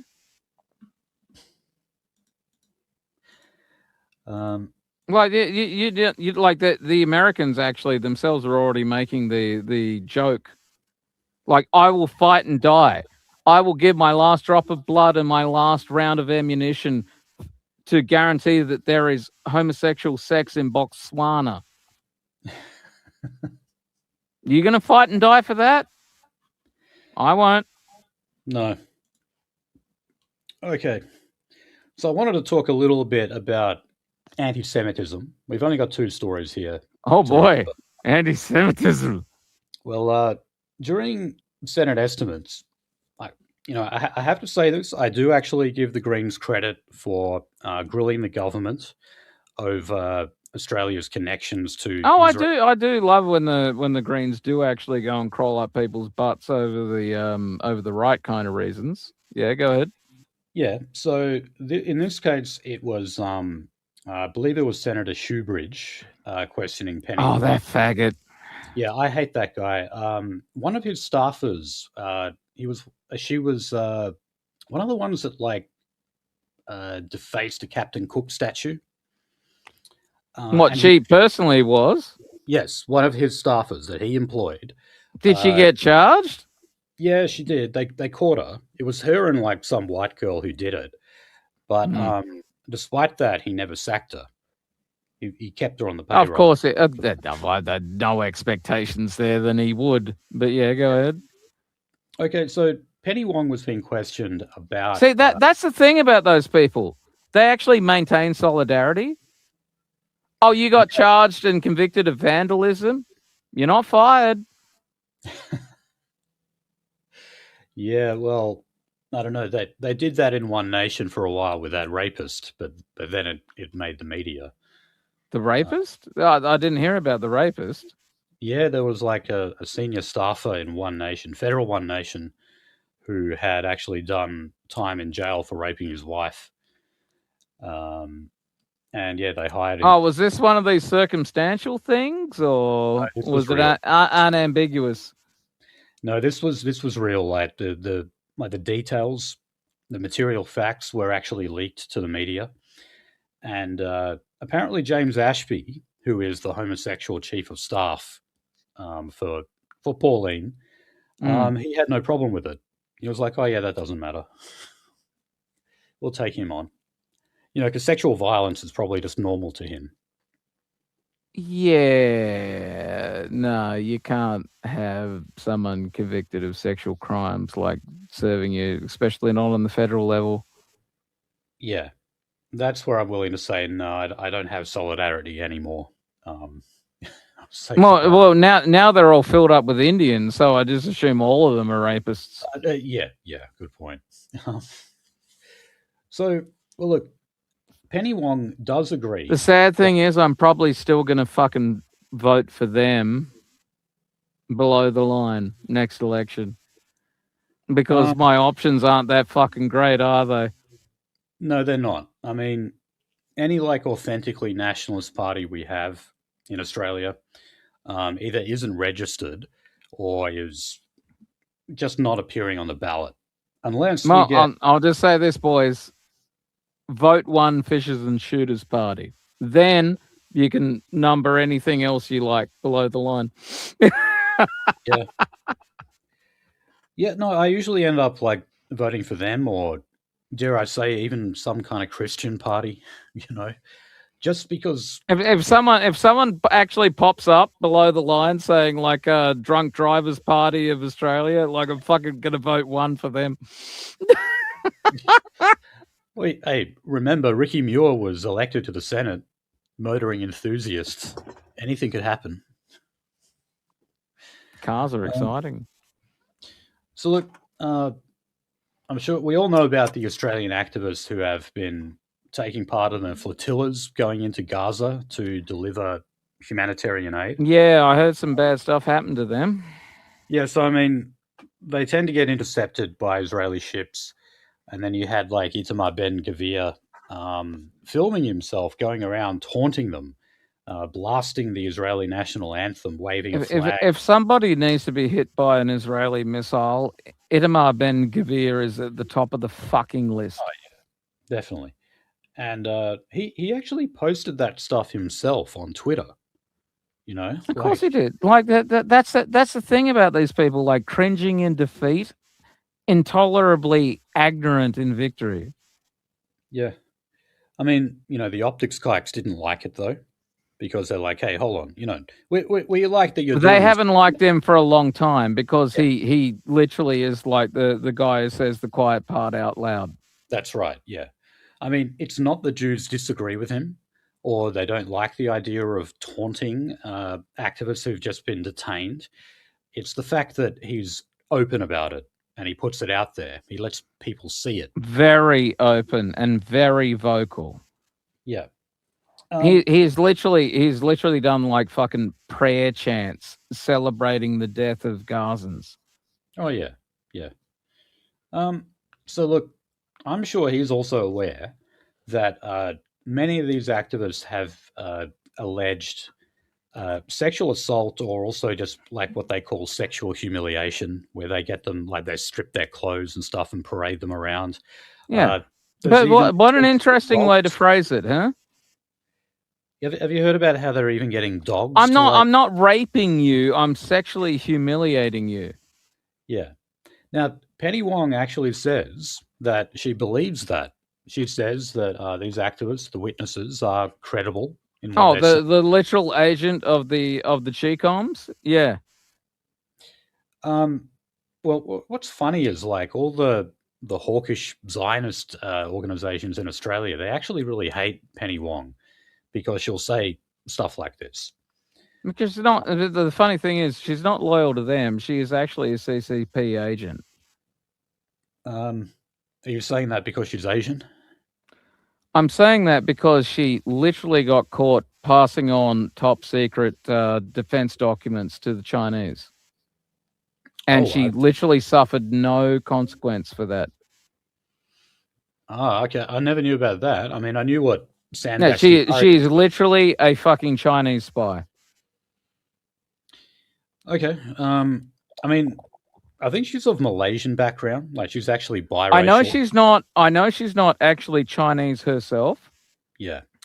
But she was caught red-handed passing on like top secret documents to the Chinese government, and nothing was done. So I know she's not ethnically Chinese. Yeah. But she is a Chinese spy. Yeah. Well, Israel is denying, of course, that any form of sexual assault or humiliation or whatever they want to call it has occurred. It's funny, they make up the stories about like pelvic bones being broken during rapes on October 7th. Which was like everyone can condemn that as like fucking ridiculous. It's the same with the 40 babies that were put in the microwave and then beheaded, right? Yeah. Literally no evidence for it. The like what they did try to present at the start of and Ben Shapiro was involved in this. People went and looked at the XF data of the file that he posted, and it was literally created in a software program. I think it was Adobe Photo. I don't think it was Adobe Photoshop. It was something similar to Adobe Photoshop, and it was created a year and a half before the war started. Oh. It was literally manufactured propaganda. Yeah, I think that was when like people on Twitter were saying, Ben, release the photos, show us the photos of these victims you're talking about. And he couldn't, and he wouldn't because he didn't have them. He had what he was given. And what he was given was pre-created propaganda from a year and a half ago that they were so lazy about, they didn't remove the XF data. Well, look, I don't have this in the prep, but this just reminded me. The ABC recently employed Grace Tame. She's doing some kind of shitty podcast. But Jewish groups are furious over this because she went to a Palestine rally and yelled out, Good girl. globalize the Intifada. Hell yeah. She yelled that out. Now, one of the other things, though, that they really, really hate about Grace Tame was during an interview when she was asked, why did you yell this out? Because I believe it. And well, because you know how she's like a what they call a victim survivor of sexual abuse. That's why she won Australian of the Year. They said, abuse survivor. Yeah. Yeah. So they said, why do you condemn sexual violence so much, but you won't condemn like the mass rapes that happened on October 7th? Because they didn't fucking happen. Yeah, well, that's what she said. She said based. She said those fucking claims. So whenever Jewish groups write something about Grace Tame, they always say she falsely claimed that these acts happened. Assert your claim. Assert your fucking claim. Who was raped on October 7th? You haven't given us a single fucking name. And you can't. No, and no evidence of like pelvic bones being broken. Like, it is literally impossible to break a pelvic bone through sexual assault. In fact, pelvic bones can survive being run over by infantry fighting vehicles. Oh man. It is impossible to like powder a pelvic bone to dust through sexual assault. It cannot be done. Yeah. Now we've been over we went over this extensively. It is not possible. It is not physically possible. It is not medically possible. You cannot crush a pelvic bone through sex. Sometimes you can't even collapse a pelvic bone through running it over it with a fucking truck. It can't be done. It's a made-up story. Of course it is. Rand, are you a fan of TISM? I think I know the next story you're about to bring up. I was covering it on my show today. Yeah, well, and what I was saying was it is astounding how these people never let anything go, because as a fan of TISM, I was not even aware about the song. Yeah. That is like 40 fucking years old. Yeah. Nobody fucking remembers it, and yet they can't let anything go. They gotta go after it. Yes, TISM has a song called a Semitic Nazi, and they're also upset about the fact that one of the members of TISM, as a joke, like his stage name is something like Mussolini Hitler. Yeah, Ron Hitler Barassi, he calls himself. That's the one. And apparently, and that guy is probably dead, by the way. Like, TISM is all anonymous. They're all anonymous people. No, but apparently this guy is his day job is a high school teacher. He works. That's always been the longest rumor about TISM, that they were high school teachers. If true, one of the ones I liked the most was that they were actually the Wiggles.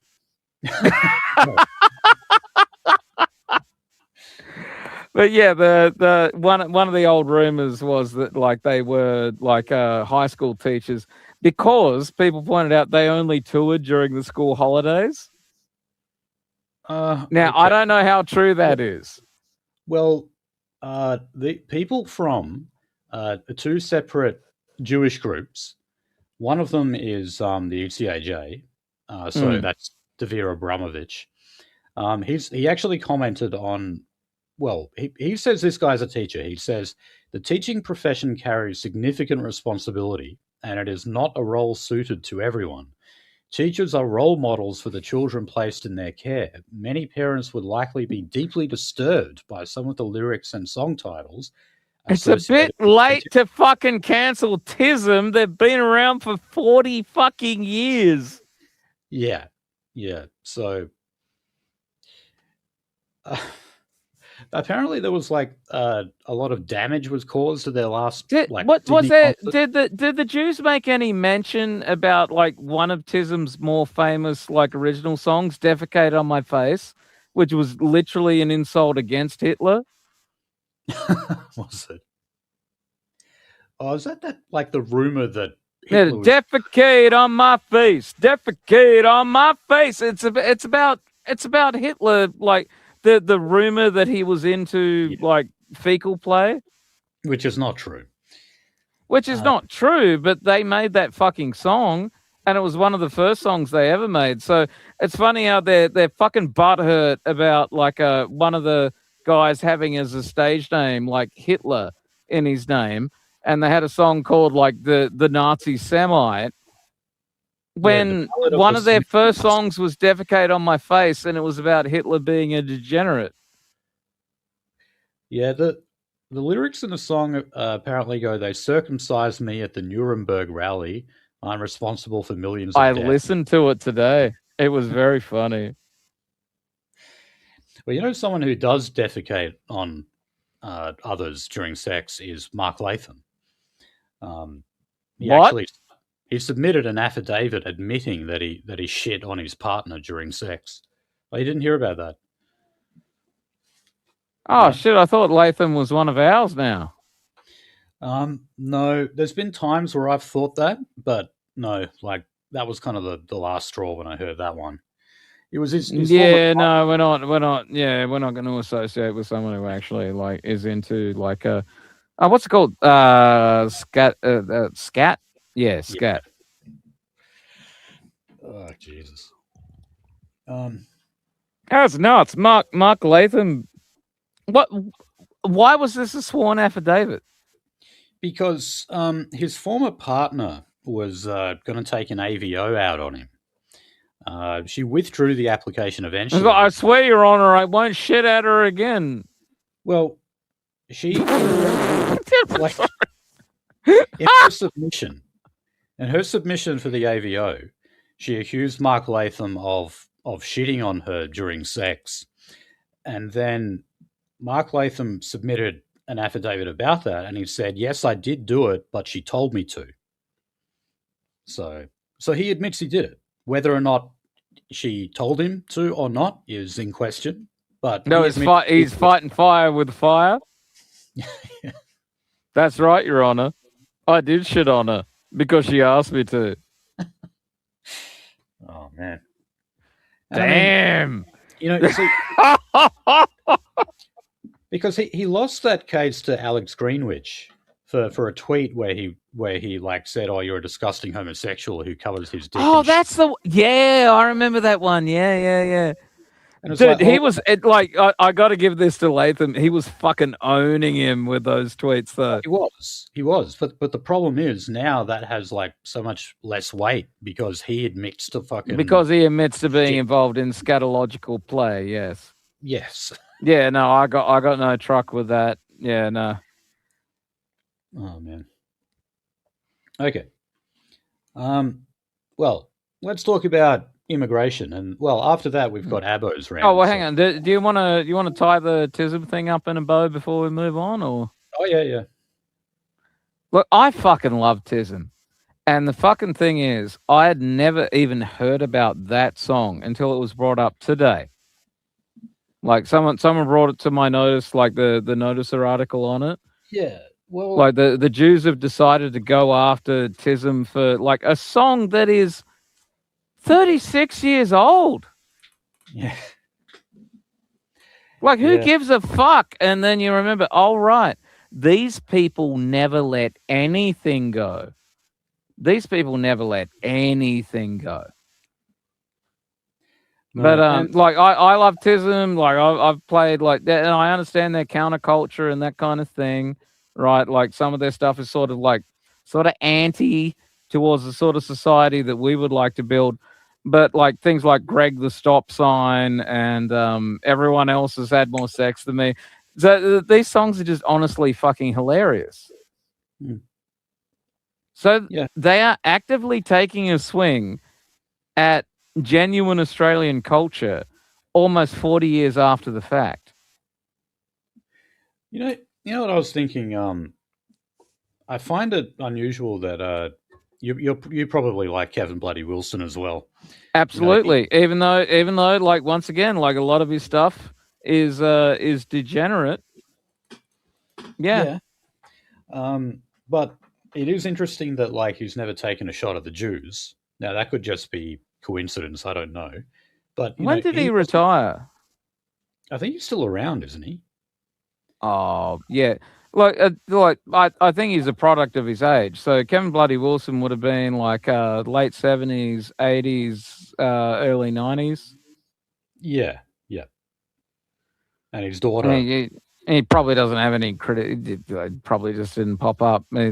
He made there was that one particular song he had about the cops that was very fucking funny. Yeah, well, I remember I saw a video of him saying that his song "Living Next Door to Alan." He said living next door, yeah, and it was a joke about abos. Living next door to abos. He said that song caused him more shit than all of his other songs put together. I bet it did. Because once again, like he was actually talking about, he actually hit on a point of something that was true, a politically uncomfortable truth. You know that abos suck. Yeah. But it was about them getting like so many government handouts that they were able to buy expensive property in Jutland Parade. That was the joke of the song. And they managed to force out Alan Bond from next door.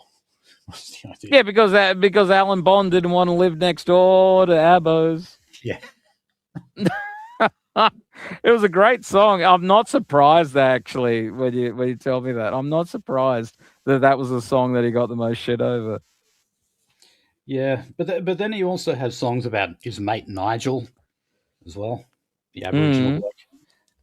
I don't know if he kind of does that as a hey, look, I'm not really racist. See, I've got like I knew the bride before she used to be a mole. I knew the bride before she used to be a mole. You know, he's got a few hits. But yeah, sorry, go ahead. Yeah, Super Mega Fugly was Super Mega Fugly, like so when I was a boy and I was like running around my my grandparents' house on the school thing, you know, like the fortnight break between school, run around my grandparents' house because I was dumped on them. Going into like my uncle's room because like they left the room there, they left the room untouched. Finding a Kevin Bloody Wilson LP. That's forbidden. That's like finding your dad's penthouse or something. She's a super mega fugly with a hangly twist. You said a sperm whale tried to root her last time she went for a swim. Oh man, I'm almost tempted to play it, but yeah, before they sent her to school each day, they had to iron her face. She got the cuts for coming early and merit points for coming late.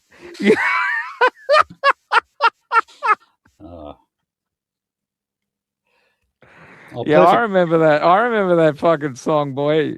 Yeah. All right. Should we talk about immigration, or did you have anything else on TISM? I don't really have anything on TISM. It was actually quite a surprise to me to find out today that like the Jews decided to take a swing at TISM. I was like, that was my whole point about this. Even I, as a TISM fan, had never heard that song. You made me go and listen to that song. Yeah, I mean, do you think If you just shut the fuck up, no one would have ever thought about it again. Yeah, you see, that's why I think, like about a year ago, year and a half ago, like there was specifically a left-wing Jewish group that formed. I can't remember what they were called, but the reason why they formed was because of they basically saw like conservative, hawkish, hyper-Zionist Jews kind of have the monopoly on Jewish representation in Australia. Like the ECAJ, to the Zionist Federation, they're all fire-breathing Zionists, and so this group, I've seen the ones that actually like that like are in charge around here, and my God, they're insufferable. yes, and that group recognize that, and they see people like Devere Abramovich. So the optics Jews, the optics yes, Jews were trying to, Jews. And they must be cringing when they read stories like this, thinking, guys, no one would have known about this song. Nobody would have ever heard about it. Yeah, saying like, you guys made this with your incessant whinging and your like picking out stuff that like no one else. Yeah, like, I didn't know. Did you know? Worse for us. And well, did you ever hear about that particular song? No. I didn't. No. I did know he had the name Hitler, but no, I didn't know about that song. Yeah, but he could have just let that slide too, because it was obviously a parody. They made anti-Nazi songs. They have like that. Have you ever heard "Defecate on My Face"? No, I must admit I'm not too familiar with TISM. If you go and look that one up, they're pretty. Well, it's pretty like, let's say it's not subtle. No. Yes, the song called "Defecate on My Face" is not subtle. I know, right? I'm just as shocked as you are.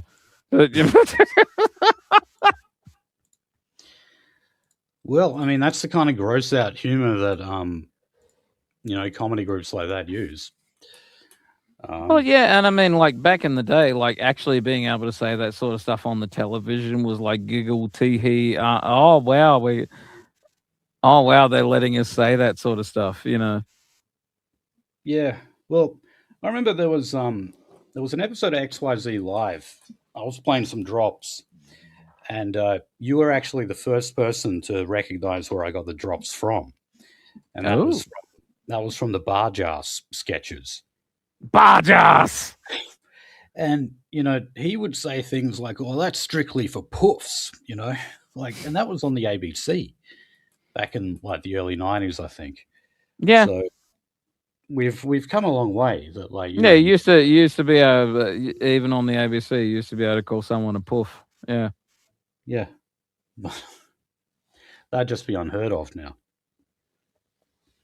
And yet, I've lived through it. I've seen the whole thing take place.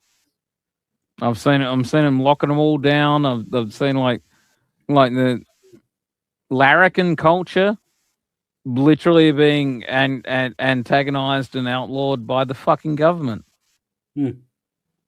Yeah. All right. So look, let's talk about these refugees that we're dumping on Nauru. Do you know about the NZYQ detainees, as they're called? You're gonna have to fill me in on that. Okay, so these are refugees who are stuck in what we called indefinite detention, and so usually what has happened here? Like we're doing to that poor Ukrainian bastard who can't go home because he'll be recruited, but he can't stay here because like he actually protested against blacks. Yeah, he might sort of fall into that category, but like, well, a lot of the time it's stuff like we've got an Iranian, for example, who says that he's Iranian. Let him out. Gay. He's good. That's all right. Go on. He says that because he's gay, he can't move back to Iran. All right, we're keeping him there. No, he stays in detention. He's saying he's gay. Fuck him. Yeah, so he was not that way illegally. So yeah, some guys like him find themselves in a state of legal limbo, and they just stay in indefinite detention. But the High Court ruled that that was illegal. So, like, there's no such thing as indefinite detention in Australia. So we basically Well, they had say to, that, and yet. we had to come to a multi-million-dollar, and it's like 300 million, something obscene, with the Nauru government, Who's where we paying? basically said, "Look, can you take all of these people?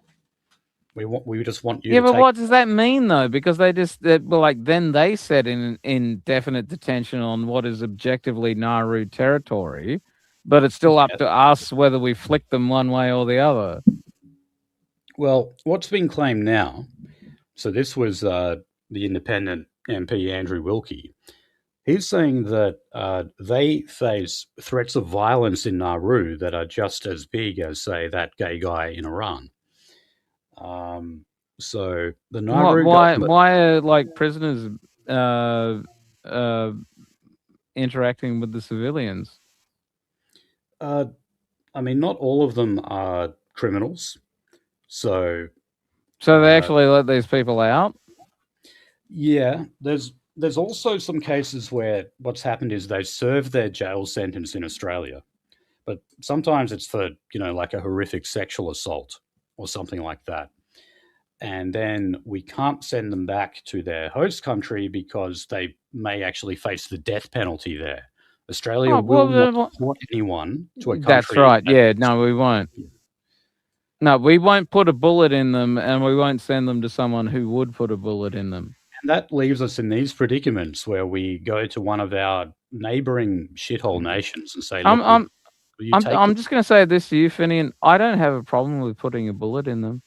I think that would benefit our society actually.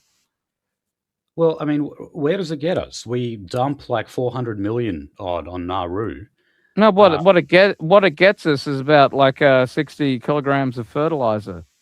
Yeah, but we're actually talking about like 40 people here, not very many at all, and we are giving hundreds. Well, I mean, like I don't want to get into like the whole simple solution things, but like we should just kill them. Well, we should just send them back to where they came from, and if those countries kill them, all right, fine. make them a problem for their country. Yeah, that's also fair. Yeah, but our commitment to humanitarian values, or whatever the hell you want to call it, means that we get stuck with these people who are just an eternal drain on the system, and then we have to bribe. So we've as part of our like incredibly broad immigration policy, we now have a guy who like went and raped 2 girls in a bathroom. Shoot him. Yeah. Shoot him. Well, and I think most people would actually say, yeah, like, fine, kill him. That is one of the most fucking fundamental things about all this. The lie about current democracy is the way it does not. It is completely illegitimate. It does not serve the people. The people want people like that put to death. The people want swift and simple justice, and they are not given that. And the people do not want to be replaced by foreign hordes. Of course. Because the government does not abide by what the people want, the government is illegitimate. Yeah. The uni party is illegitimate, and you have an illusion of choice. But look, the Nauru government, they actually just passed laws that allows the officers who are monitoring those detainees to use reasonable force and powers to restrain those individuals if necessary. They've also talked about how many people in the public in Nauru know who these people are and often know about the kind of criminal activity or other activity that they were previously involved in. So they're actually allowed to run around the island like fucking committing crimes, pissing off the natives? Well, I mean, the natives might exact a bit of justice on them. And that's God, exactly I what. wish they would. Wish they'd be more excessive about it. Well, MPs like Andrew Wilkie don't like that idea. He thinks that Yeah, probably essentially. because he's gay. I don't think Wilkie is. A lot of the members. He He's was acting originally for gay. the Greens. Yeah, Gay until proven straight. but like, and you know If what? if you have a problem with inflicting immigrants on an island and the islanders getting angry about it and you're fucking mad about how they react, you're gay. Well, he also does. He doesn't want these detainees to be hurt. You know, and yeah, we are talking about things like people involved in serious rapes and stuff. He's concerned about their well-being, And and he it wants used to to do happen with the United States personnel ensconced in Japan. Well, he You just know wants the cave of the ghosts. no. 3 black U.S. servicemen rapists were taken out by the local mafia and buried in a cave. All right, They weren't found for over 30 years. Well, I can't say that bothers me too much. Didn't bother anyone else either. No. That was justice. Yeah. What the crowd did to Leo Frank was justice. That was justice. Correct. Okay. All right. Let's just quickly talk about the Aboriginal voice in South Australia. Oh boy. Now you mean the thing that was federally voted down? Yes, and now is being snuck in state by state, despite the will of the people. Exactly that. And you know, sometimes also things like the treaty and truth telling, like they have that, both of those in Victoria now. Even though, yeah, What the fuck is the treaty and truth telling? What the fuck garbage? What fucking fiddly dee fucking Rumpelstiltskin fucking garbage is that? The treaty is actually a very easy one. That's just money. I mean, think of what a treaty is between warring parties. Like they agree to put weapons down, and one side, usually the victor, pays out the loser. Yeah, except for this like post World War II world where it is the victor getting on its knees and genuflecting in front of the loser. Yeah, and well, the truth telling, I mean, that's probably the most Orwellian term I've ever heard, because it's, you know, I don't know if you know much about the stolen generation, Rand, but it's I don't know nothing about a stolen generator. No. But yeah, but no, I know about the stolen generation. It was an invented fiction. Yes, absolutely. But they're not finished yet. You know, they still want to exaggerate. No, of course not. Of course not, because like that's how it always goes. They create a fiction and then they create another fiction. It's circular referencing. Yeah. I mean, like the death toll for so-called massacres against Aborigines just rises all the time. And one of the reasons why it rises... I can't believe that there were 285,000 trillion Aboriginals until the British turned up with 100 Marines. Yeah. Jeez, those Aboriginals must be really bad at warfare.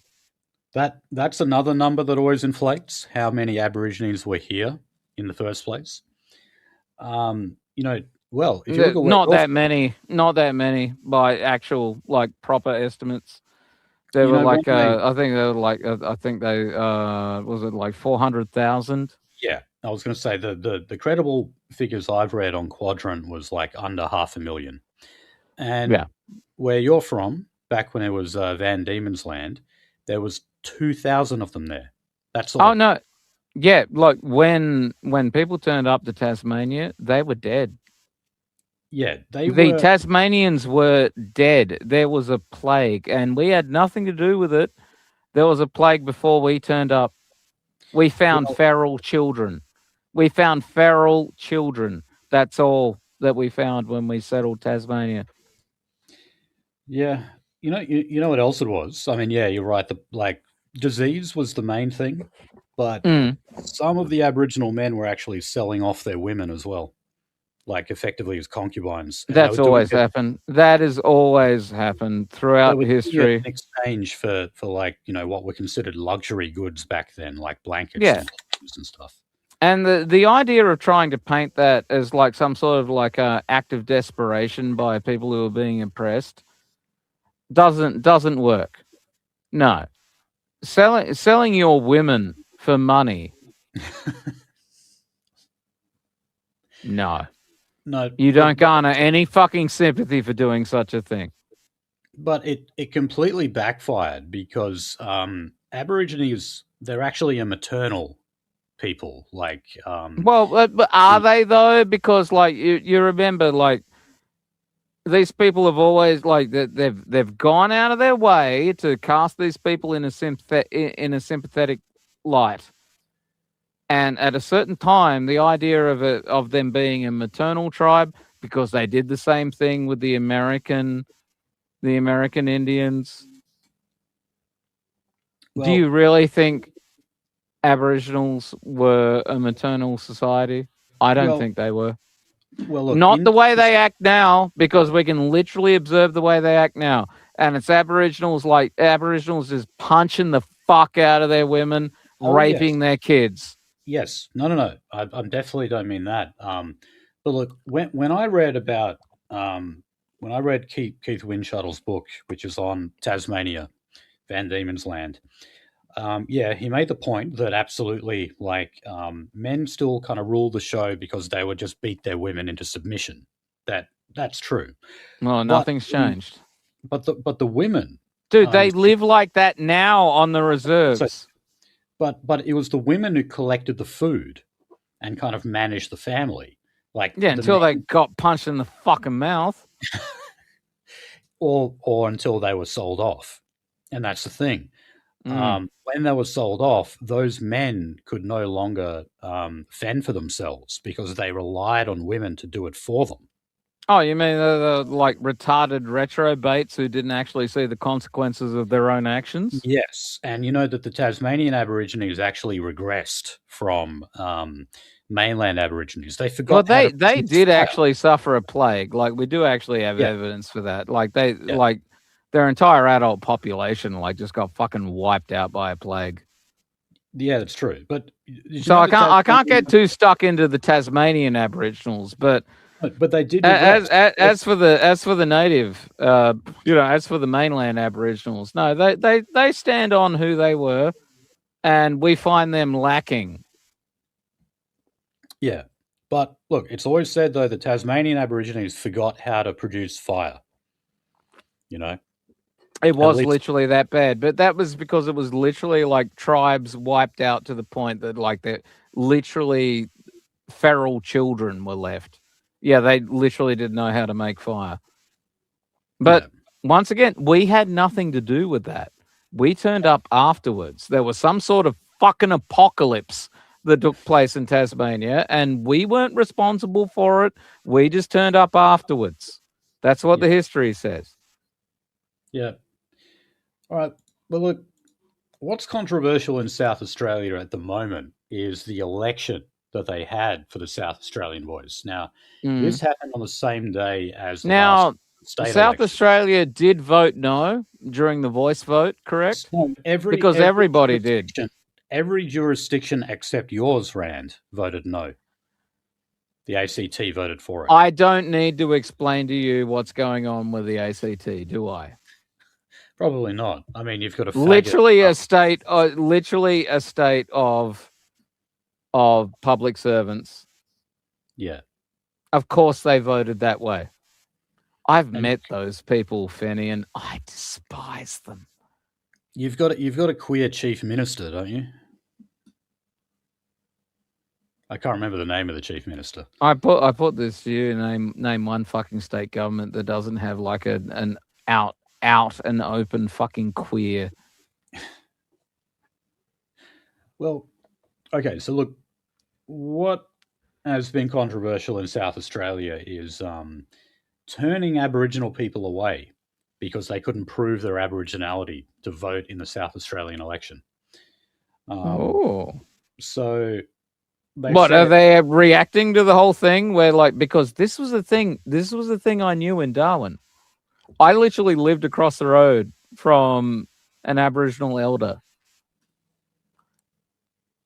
If you bought him 2 slabs of VB, he would sign a piece of paper that guaranteed that you were an Aboriginal. yeah, I'm not joking. no, I believe that. But what I read So, previously, look, that's an interesting thing that has come out of the latest census. They're like, oh man, there's a whole bunch more Aboriginals. yes, yeah, they're not Aboriginals.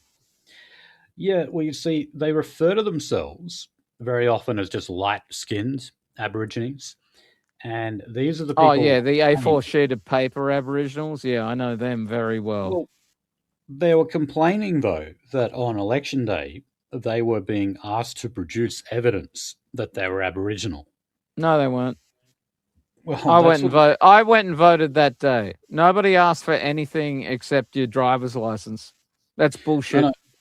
No, I mean for the voice election in I'm not talking about the referendum. Sorry. Yeah, I voted on that.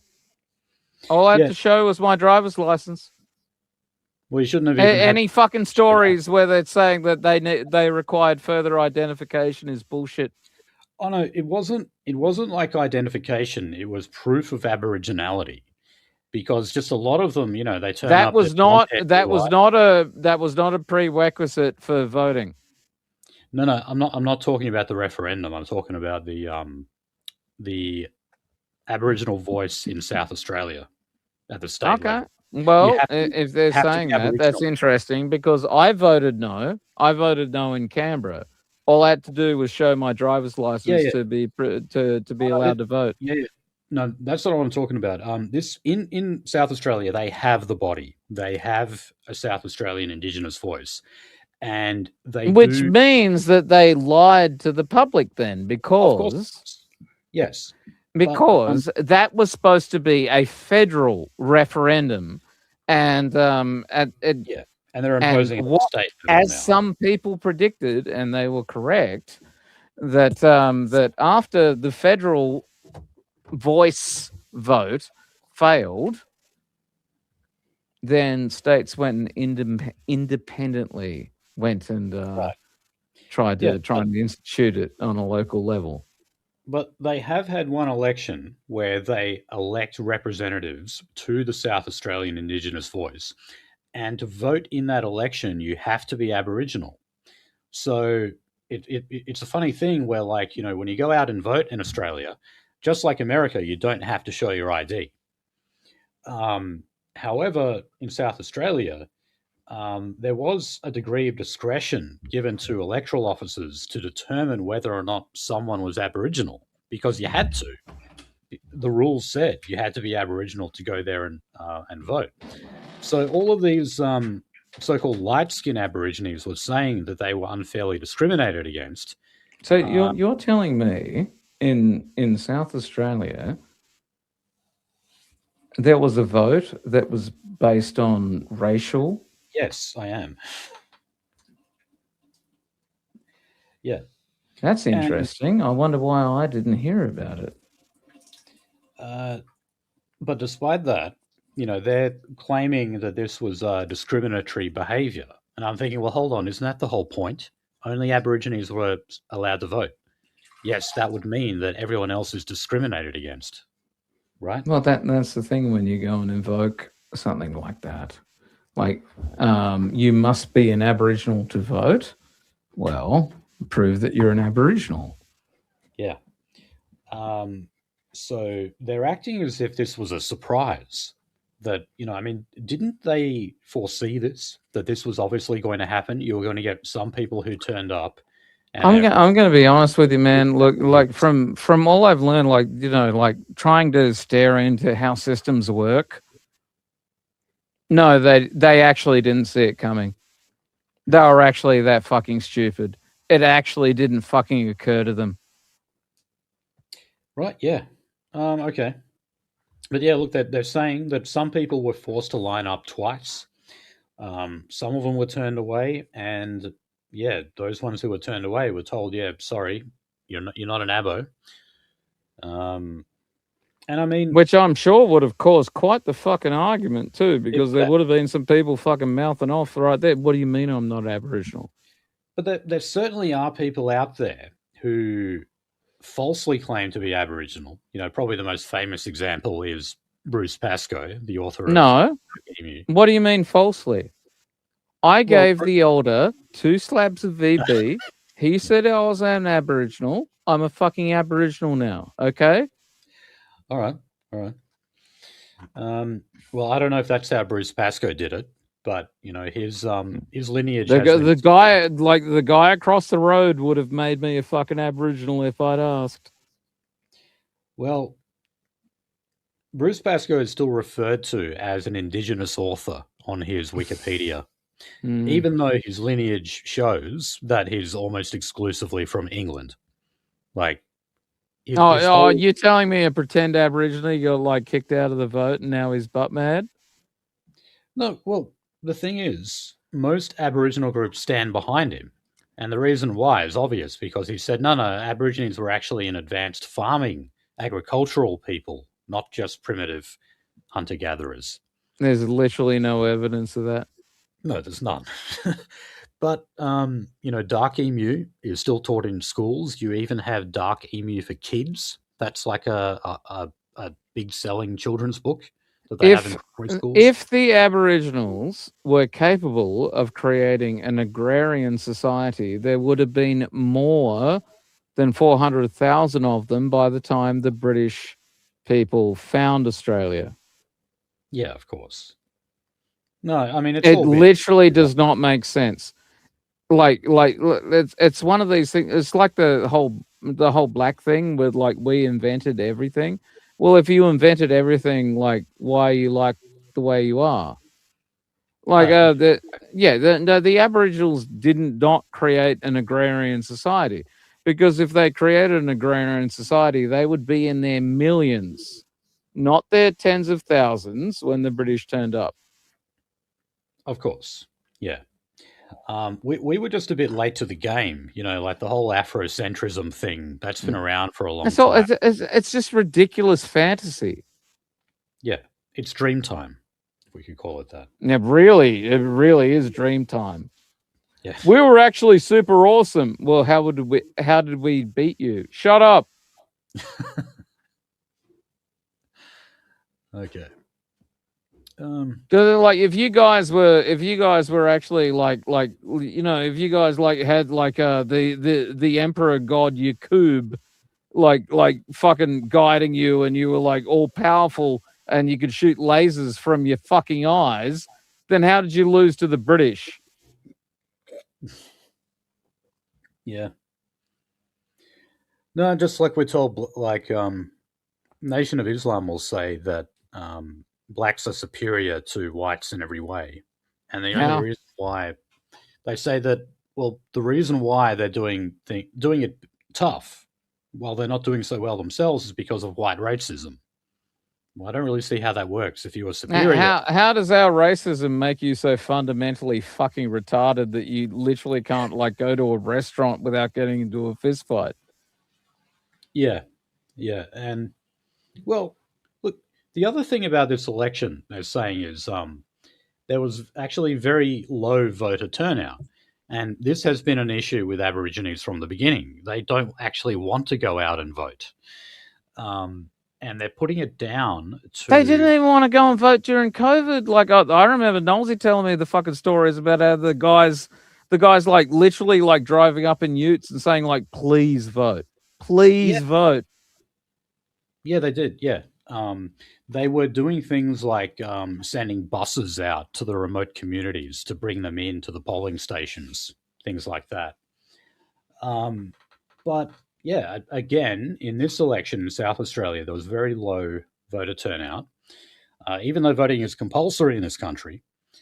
And they're putting it down to poor advertising. They're saying the government didn't do enough to let people know that there was an election.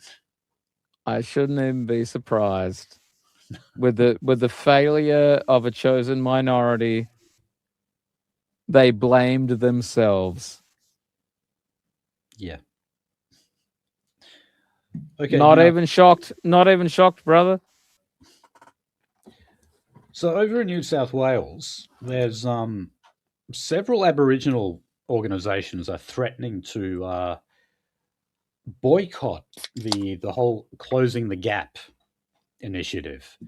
Which is kind of like this. Oh, the gap that will never be closed. That will never Oh, be. that gap. Yeah, yeah.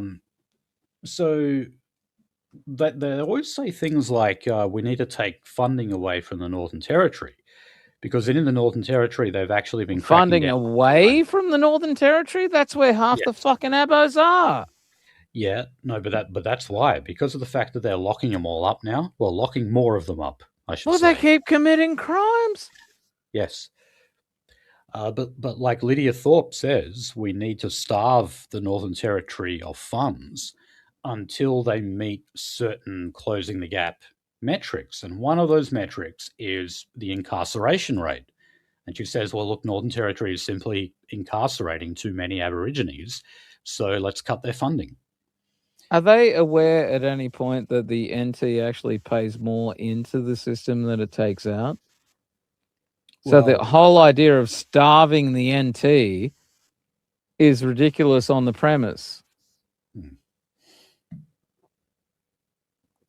it's and all the cops You're there, going to punish a state I mean, for preserving law and order. yeah, that's what they're doing. This has been tried in America. It didn't work out very fucking well. Well, I mean, Northern Territory is always actually crying out for more money because no one wants to be a cop there, and who can blame them for that? I attended a Northern Territory court as a witness for a friend of mine who was being accused of a crime he didn't commit, and he was found to be not guilty. When I arrived at the court, I sat through 6 different case hearings. All of them were Aboriginal. All of them were like them robbing people, threatening people, assaulting people, threatening someone with a fucking machete over and over and over again before I actually got to where I was actually able to be a witness for a friend who was not guilty of a thing he was accused of.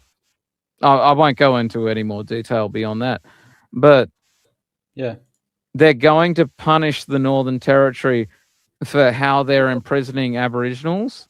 well, The Aboriginals are committing crimes. That's why they're being put in prison. Yeah, and it's part of the reason why people voted for the Country Liberal Party because they had a tougher law and order platform than Labor did. And it's only a little bit, it's like, yeah, they've got more police patrolling these areas, particularly Alice Springs, and they're cracking down on what they call crimfluencers as well, which is like Aborigines posting Dude, TikTok videos. Alice is fucking wild. Yeah, Alice is like Anarchy Town, man. of course it is. And remember, Albo actually he flew out there just before the Voice referendum. No, what a shame they didn't fucking eat him. Well, you see, it was horrendous optics at the time, like that huge spike in crime that they had. And, they were doing stuff like filming themselves stealing cars and putting it up on TikTok and that. And Albo's like, shit, this is awful optics when we're about to... And I bet you all the fucking footage of like abos stealing cars, that will never be examined and criminalized like the same way like they're trying to scan everyone who like turned up to the riots in North England. Yeah. Well, I mean, do you remember when they like burned down the the front of Old Parliament House. You remember that a few years ago? Yep. They caused, it was in the hundreds of thousands of dollars of damage that they caused. And let me guess, not a single person was put behind bars for that. Well, there was one person who was arrested for obstructing an emergency vehicle, but there was like no one done for arson, and they were all on camera as well. They Yep. filmed it. I Don't tell me there isn't a two-tier justice system. Yeah, of course there is. I mean, imagine if like someone from the NSN like lit something on fire in public. Like, I mean, what? The NSN, never heard of it. I think it's illegal. Yes, absolutely, it is. Maybe come September, it won't be. No, I really wouldn't like set your clock by that.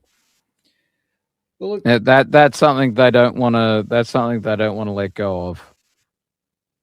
No, they absolutely do want the power to outlaw political parties. Of course, but will the High Court actually grant that to them? I think it's true. I hate to be cynical, but I think you're going to be disappointed. Okay. I certainly hope not. I mean, look, I'd be very happy if I was wrong. Yeah. Look, I think there's definitely some truth to as you go to a superior court in Australia, they're usually fairer than, say, the magistrates' court. Magistrates are basically all left-wing activist judges in Australia. Correct. But they do get fairer, and that's not me saying they're on our side or anything, or they're our guys. They're not. But simply, if do you think it's sort of like a holdover of the old Westminster system? Yeah, like they're because the highest duty is to the court, not to any kind of partisan belief that you might have. Well, that's what they always bleat. Like we are not, like our decisions are outside of politics. And like, I don't fucking believe you.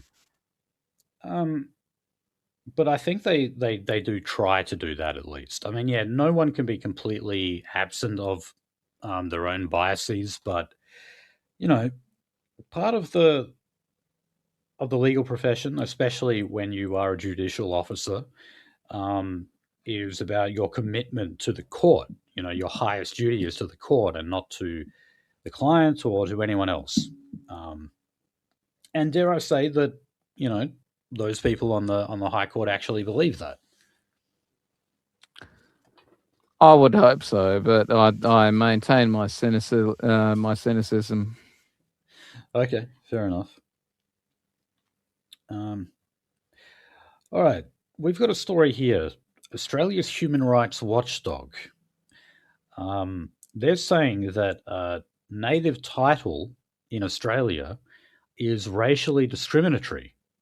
Now, when I saw that, like literally on its face, it is, because like you're saying one race is above the other. But yeah, go ahead. I mean, you're carving out pieces of land. Either that, or you're involved in rent seeking on land that you have nothing to do with. Yeah, you ever seen a map of Australia where it shows like what falls under native territory? Yes, I have. Yeah, it's actually quite scary when you look at it. Now, I mean, in a lot of cases, that doesn't mean that like they have just complete sovereignty over the land. No, but it means that they're going to get up your ass and ask for a big handout if you want to do anything with that land. Yeah, if you want to open up a mine there or something, then yeah, that's when those Aboriginal corporations will put their hand out. That's kind of the whole point of it.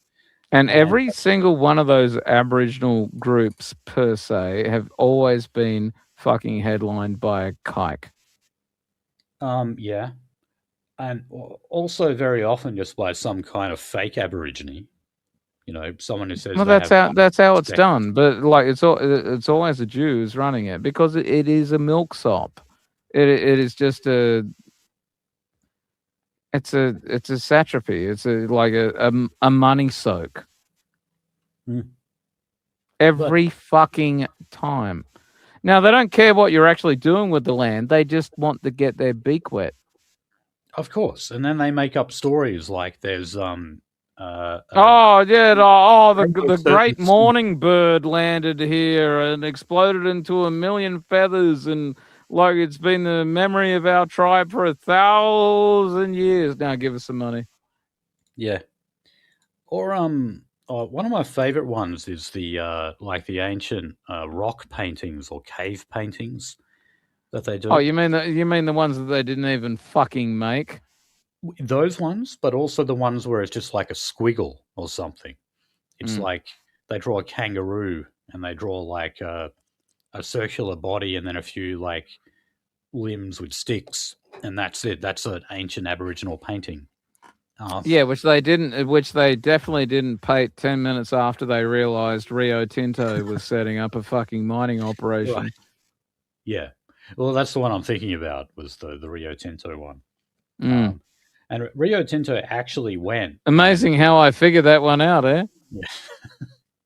But in that I forget what that bloody place was called, but they actually moved all of the rocks out. They actually went through like a painstaking process of identifying where all of those paintings were and then removing them, like well before they, set off Oh, the that doesn't matter. You're paying for the land, even if they did go and remove all the paintings. Yeah. It's a grift. Shit. Sorry, that was my Facebook on autoplay there. I was wondering what the hell that was. No, I thought you had one of your little like bambinos running around, which is fine. We get a few of the boys calling in. Some of them got like little kids running underfoot, so you hear little kids going "hey" in the background. It's no biggie. In fact, it's good. It's a celebration that we are alive. We do continue. Yeah. So, Children are the joy of the garden. You know who wrote that? no. Think of the Roman Empire emperor who retired to like write down his own notes. I am really, really not familiar with the Roman Empire. Wow. Once upon a time, a Roman emperor said, "Children are the joy of the garden." And he was not wrong. Children are the joy of the garden. Yeah. This work carries on past us. Do you actually have many Aborigines there where you are? Increasingly more, actually, in Canberra. I don't know what's actually bringing them here, but yeah, more and more. And crime has increased. Well, yeah, that goes with it. Homelessness has increased. Sometimes you see burnt out cars on the side of the road, which is something I'd never thought I'd see in a first world country, let alone its capital. Oh, that's when you know Abos are around, when you see that. They're like the It's not just Abos, though. It's Somalians. Well, okay, yeah. I mean, I remember I used to hear those stories about Aborigines who would take like a car that had no engine in it or something. They'd park it on the side of the road and they'd pretend that they'd been broken down, and then they'd wave down passers-by and then they'd mug them. Yeah, that fits. Yeah, I've heard such stories. Not sure if they do that anymore. But when I first started hearing stories like this, I didn't believe them. I believe them now.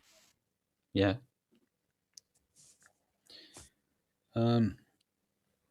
Oh Jesus! So I was just gonna. There's a story here from New South Wales.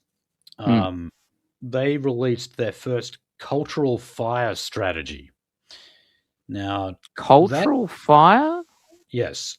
So this commits to removing barriers that have hampered cultural burning across the state. This is what they call. Oh, they want to let the Abos do like traditional burnings. Okay. Yes. That apparently stop. They prevent bushfires. Have you heard this theory? Well, back burning is a proven method. Like, yeah, we Yeah, know about that kind of thing. But the ironic thing about like trying to credit with the abos with being like eco conscious yeah, is like they lit Australia had a rainforest. It yeah. was No, it's not, reduced by about like 60 fucking percent by the time we turned up by yes, Aboriginal burn tactics. yeah. And do you know why they did it? It was not to prevent future bushfires. It was a method of flushing all of the animals. Driving out game. Yes, Yeah. that's what it was. And in the process, they took out like all of this native forest. And nowadays, whenever there's a bushfire, you hear someone say, "Oh, if we had just done what the Aborigines tell us to do, none of that would have happened." Which is an incredibly ironic joke because that they would just set fires indiscriminately to try and flush game out. Yeah. So yeah, they're saying this report is making recommendations Yeah, to it's another one of these false history type things. yeah. They You said they know, need to reinfluence. what do they got? The noble savage. It's a noble savage myth. Well, these noble savages practiced infanticide on a grand scale. That didn't start with They Kumanjayi. won't tell you those ones. Another thing they won't tell you is that we have found like bone pits of the Australian pygmy with fucking teeth marks in their bones I was about to mention because that. the Australian Aborigine literally cannibalized the Australian pygmy. They literally completed a genocide. They cannibalized their own as well. Like they Of found course like they do. charred remains of Aboriginal bones too, suggesting that they were killing and cooking members of other Aboriginal tribes. Meat is meat, and I'm hungry. Now, okay. Last story I had on Aborigines is that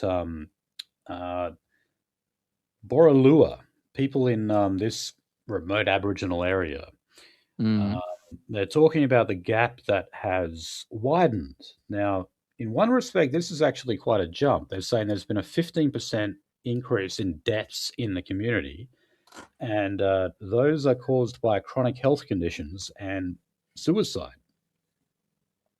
Um, and look, I don't doubt that. So Uh, what? This is a recent thing, like it's a recent phenomenon. well, that 15% increase is, but certainly not a high death rate or suicide rate. That's obviously I'm gonna ask like has some sort of thing or influence like come into the community recently? Like, is there some new drug or something? well. I know that like meth is a relatively new drug to kind of. It took a while to Meth would penetrate. do it. Yeah, uh, but no, it's just all the same stuff, really. I know that. Yeah, but a 15% increase in like death. That does sound like meth hitting that community or something like or something similar, like methamphetamine or some other drug. Yeah, no, meth is supposed to be widespread there now. Like it took a while for it to spread out in those communities, but no, they've got it. And Well, I mean, maybe drug pushers just like finally found their way to that community, and it's not just meth; it's everything else. yeah. I mean, that's why I think the humane thing to do, if we actually give them areas of land to live, but we take away all of the drugs, the alcohol, the petrol, the smokes, and we just say, okay, you just live here and collect your widgety grubs or whatever it is you do. I think they crash out, man. I think they need those drugs now. Like they're an addicted people. Yeah. Highest rates of smoking in the country as well. Mm. You want to know a funny thing? Like I do go and check out like those sort of things, like like chat roulette and that kind of thing. Yeah. Teenagers are smoking vapes, like all of them. Yeah. No. Well, actually, the next section I've got here is on crime. I might as well Mm, jump to that now. mm. So here's an estimate just put out by the Australian Bureau of Statistics. They reckon that now 80% of all cigarette and vapes consumed in Australia in the last year were illegal, were illicit. Yep. Now, it wasn't I'm too long absolutely ago. on board with that. And the funny thing is, you see this one here? Yeah. For the listening audience, Finian actually gets to gaze upon my gorgeous face, but you can't. This is a government sanctioned vape. Okay. Which must mean it's like plain But flavored. this one is not. If I could fucking find where I put it. Ah, there it is.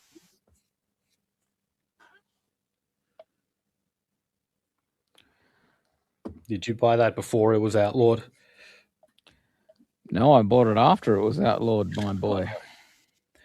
Well, it But wasn't too long. this is government sanctioned. So like I can the 80-20 split on that, I completely get it because Oh, yeah.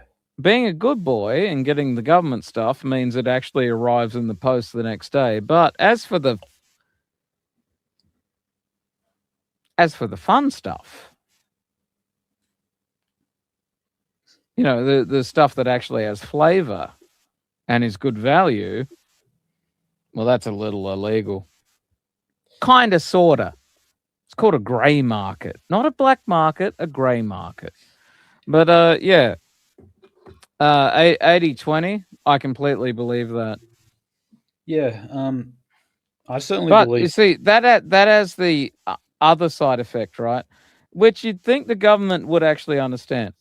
No, If they you don't. make something illegal, that means there's no restrictions on it. So, because like you're already breaking the law. Yeah. So why are 14-year-olds vaping?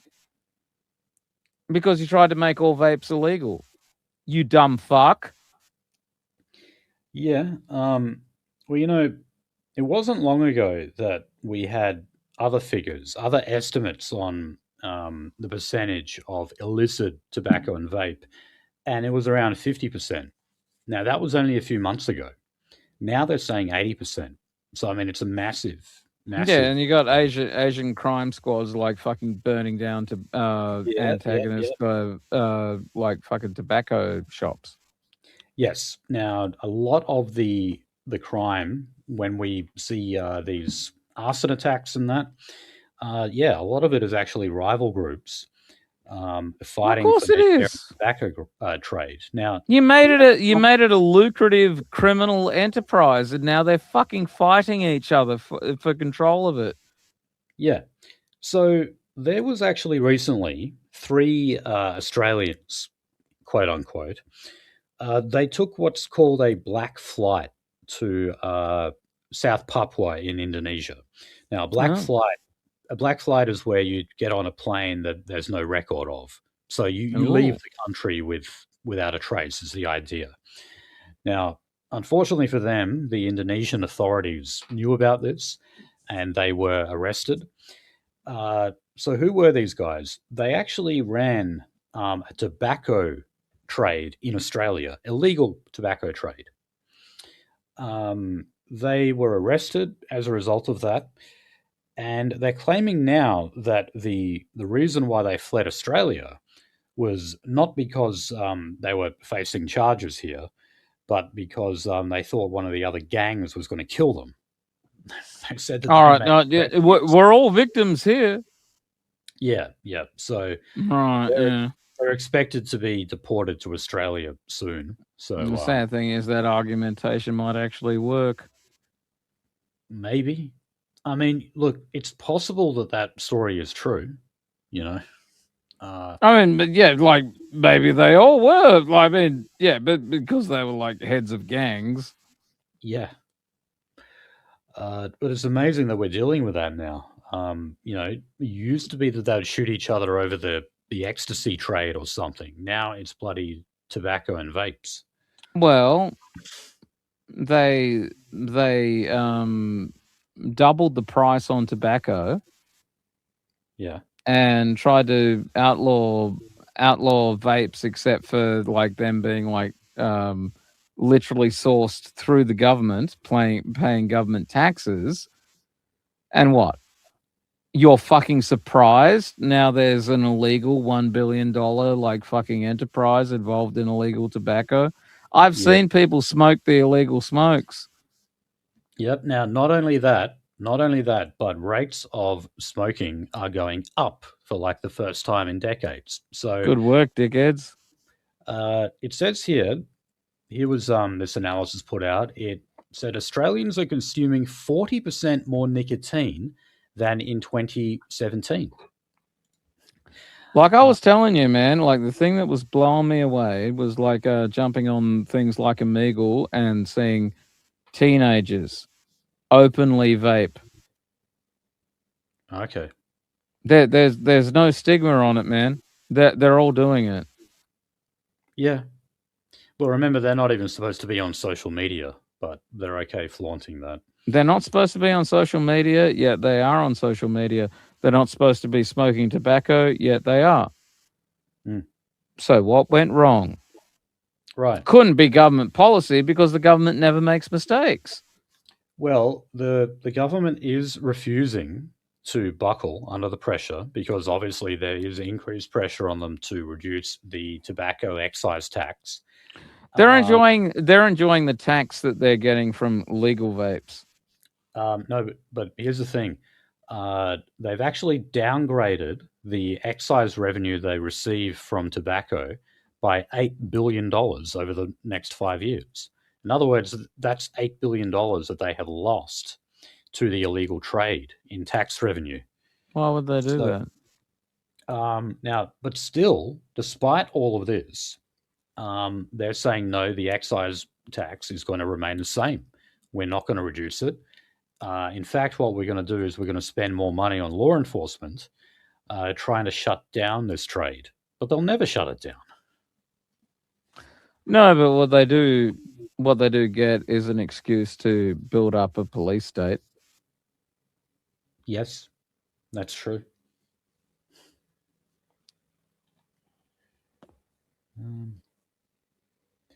So, I don't know if you probably have talked about the stabbing, the Sikh stabbing in England. Oh yeah.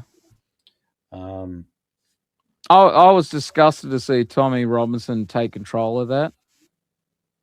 Yeah, well, he loves Sikhs, doesn't he? He always does.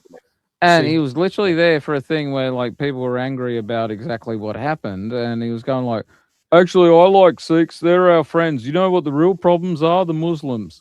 He was literally sent in to like fucking take control of the narrative. Yeah. Now, amazingly, Lydia Thorpe said that she has sympathy with what's going on there. She's kind of just putting it down to police incompetence in Britain for causing that. Everybody knows it's not just about police incompetence. Yeah. So look, she said the way this young man was treated by police was absolutely terrible, and the police should be held accountable for their role for his death in custody. In the UK, just like Australia, police too often respond with force to people who need help. Victims are frequently misidentified as perpetrators. Well, hold on. They didn't use any force against him. That was the Sikh who did it. The Sikh said that he was racially attacked. I disagree with you saying they didn't use force. They literally were arresting him. Well, I don't believe you have been stabbed, mate. Yeah, I know. And just like George Floyd, he said he couldn't breathe, but he actually couldn't breathe because he'd been slashed and stabbed multiple times. He actually couldn't breathe. Yeah. But Lydia Thorpe is saying she refuses to acknowledge the two-tier system. In fact, she'll actually say no. It's the reverse of that. She said, "Oh, look, data show that these harms disproportionately impact people of color, but poor policing Oh standards yeah, put everyone at like risk." pulling the exact opposite end of the conclusion. Yeah. Yeah, she's saying, "Oh no, there is a two-tier system, but it's against non-whites." And you do that standing over the corpse of a white man. Yeah, yeah. Oh, I mean, like I often try and use this simple metric: are you stupid or are you a liar? So is Lydia Thorpe stupid or a liar? I really, really do not want to call Lydia Thorpe intelligent. Um, So we'll go with stupid then. but she's definitely a liar. She is. Um, They know. to be honest, I was surprised that she worded it like that. Like, this is perhaps the most diplomatic language I've ever seen Lydia Thorpe use.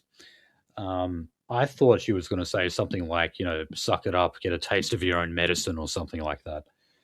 Oh, like really go anti-white? Yeah. Yeah, that's what I thought she'd say. But she was surprisingly calm, giving these comments. Right. It's not like she usually, when she calls people white cunts outside of a strip club at 4 a.m. It was a little more measured than that. Surprised she even weighed in at all. To be honest. Yeah. Well, here's another interesting thing about this story. So the Australian examined the Hansard records of Parliament. That's basically like the transcripts of what people say, Yeah. and there were a number of people who had Well, the mentioned. Hansard is like literally the record of everything uttered in Parliament, correct? Yeah, yeah. So this showed that when it came to discussing the Black Lives Matter movement, there were a certain number of senators who made the most reference to it. And so those were Lydia Thorpe, Maureen Faruqi, Pauline Hanson, Malcolm Roberts, and the Indigenous Affairs Minister, Maladiri McCarthy. All of them were contacted for comment, and the only one who got back to the Australian was Lydia Thorpe. Now, I thought, isn't that interesting that Pauline Hanson had nothing to say on this? Indigenous affairs, usually involving a father and his daughter. Yeah. But I would have thought this would have been the perfect opportunity for Pauline Hanson and Malcolm Roberts to jump on and actually talk about there being an anti-white two-tier police system and saying, watch out, what's happening in the UK could just as easily happen in Australia if it's not already happening. But they made no comment whatsoever. Why is that? All of these causes that one nation could get on top of and get traction from because they're popular, like the hate speech laws, like the hate group laws. You don't need to tell me or sell me that one nation has that one nation is compromised. Yeah. But I mean, if they were the blatantly racist party that we're told they are, surely Pauline Hanson would have had something to say about an 18-year-old white kid being stabbed to death, who was falsely accused of racially attacking a Sikh. Surely she would have something to say about that, but no. Keir Starmer himself had nothing to say for an entire week. Then he kind of had to because of all the public pressure. Yes. But he had to be pressured, and that's the point.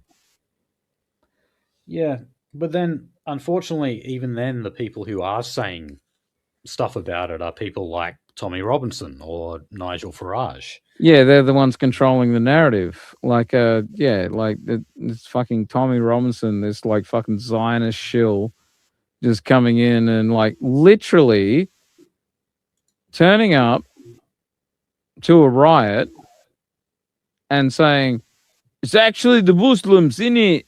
It's not them Sikhs. It's the Muslims, isn't it? He tried to do the same thing when that African like stabbed 3 girls to death at the Yes, dancing he club. did. Yes, he It's did. like, oh, he must have been a Muslim. No, actually, he Well, identified as a Christian. what is good is that evidence sort of indicates that people are starting to run out of patience with Tommy Robinson. Yeah, I'm surprised he's still around, to be honest. He'll be around for a couple more. Well, he's got a lot of Jewish money behind him, so Yeah. Like AstroTurfs don't die easy. no. Oh, Jews. Do you I guess here's another thing to do with Tasmania. Do you think Martin Bryant actually did it, the Port Arthur massacre? Well, From my investigations into it, no, I do not believe that. I do not believe that Martin Bryant carried out that event. And if he was involved in that event, he did it with assistance. Yeah. Well, that's kind of like what I think is the most likely thing that happened. I admit I haven't done a deep dive into this stuff, but the fact that this I would recommend you do. Like it is that there is a mountain of evidence that there's a whole bunch of stuff going on. Martin Bryant was the heir to the Tattersall's empire. You know the gambling thing, Tattersall's? No, I don't think I've heard of that. Tattersall's? You never heard of Tattersall's? No. It's the big gambling thing in Australia, like the TAB and all that. Oh, okay. And you place money on a horse race like that. You're doing it through Tattersall's. Are they the ones who firebombed Friendly Geordie's house? No. That. But Martin Bryant had befriended a widower who was literally like the heir, no surviving children, of the Tattersall's empire. She willed everything she had to him. She was like basically a cat lady. Martin Bryant was a multi-millionaire. Okay. I mean, he had absolutely no fucking business shooting up a whole bunch of people for no reason. 35 people with precision accuracy. That's the thing. That is the thing. I'll say this to you, Finian, and this is off my own back. You don't have to back it up or anything. I literally believe that given the circumstances, there would have been certain people in Australia who were inclined to go along with it because they would have benefited under the Seizure of Assets from Criminals Act by naming Martin Bryant as the perpetrator, the man who had inherited multi-millions of dollars from the Tattersall's empire. I firmly believe this was a Mossad act to conduct and test, seeing as our gun laws were very familiar to the United States, except we didn't have the Constitution to back it up. You know, we didn't have a Constitution. What do they call it? Act 2 in their Constitution. Second Amendment, I think. Yeah. But our gun laws were very similar. You could own semi-automatics for self-defense. Yeah. It is my firm belief that Mossad carried out an experiment, a test, to see how easy it would be to change gun laws in America by using us as a test ground. Possibly. I mean, I know I genuinely believe that. I genuinely believe that's what happened. Someone who did not believe that Martin Bryant did it or did it alone. No, I don't believe he did it or did it alone. Yeah. But someone else who thinks that was Chopper Reed. because he was in Yes, jail. I saw that video. I did Yeah. see the Chopper video. I've also seen other video. Like there was that guy who was like doing an in-depth discussion. I was watching him for a while, but then he started getting into some sort of like weird shit. So I'm like, I think you're drifting a little bit off topic there, buddy. But yeah, no, like all things line up. There was absolutely a motive for Australian agencies to go along with it because they would have received millions of assets under the seizure of criminal assets law. Mossad wanted to do a test to see how easy it would be to institute gun law reform in America. It lines up. I believe that's how it happened. Well, I mean, like Chopper Reed reckons like he was too gay and autistic to have carried it out himself. He met him. He said Yeah. he was too gay and autistic. He said he was like basically a fucking like he was a poofter. He was a retard, and he Yeah. was. Like Martin Bryant was a retard. He was not like he was like 80 IQ. He was a moron. Yeah, and like Chopper was actually a pretty good shot himself. He was very good with guns. The And, thing about the shooting and what's very interesting about that particular cafe when the shooting allegedly started is that the cafe no longer exists. They destroyed it. Like they say out of dignity for it. But yeah, the entire building was destroyed. But what apparently took place in there is the back door was locked and people were being shot at close range with high accuracy. yeah. Indicating of there being two shooters, not one, two shooters. Well, you're not even supposed to mention his name. Like you're not supposed to mention Martin Bryant. And look, that's what this story was about. Was so in budget estimates in Tasmania, the police minister was talking about the Port Arthur massacre, and in doing so, he named Martin Bryant in the process. And then, if you read this article in the ABC, they never mention his name, not a single time. And so, a survivor of the massacre said that the comments were hurtful, but all he did was mention his name.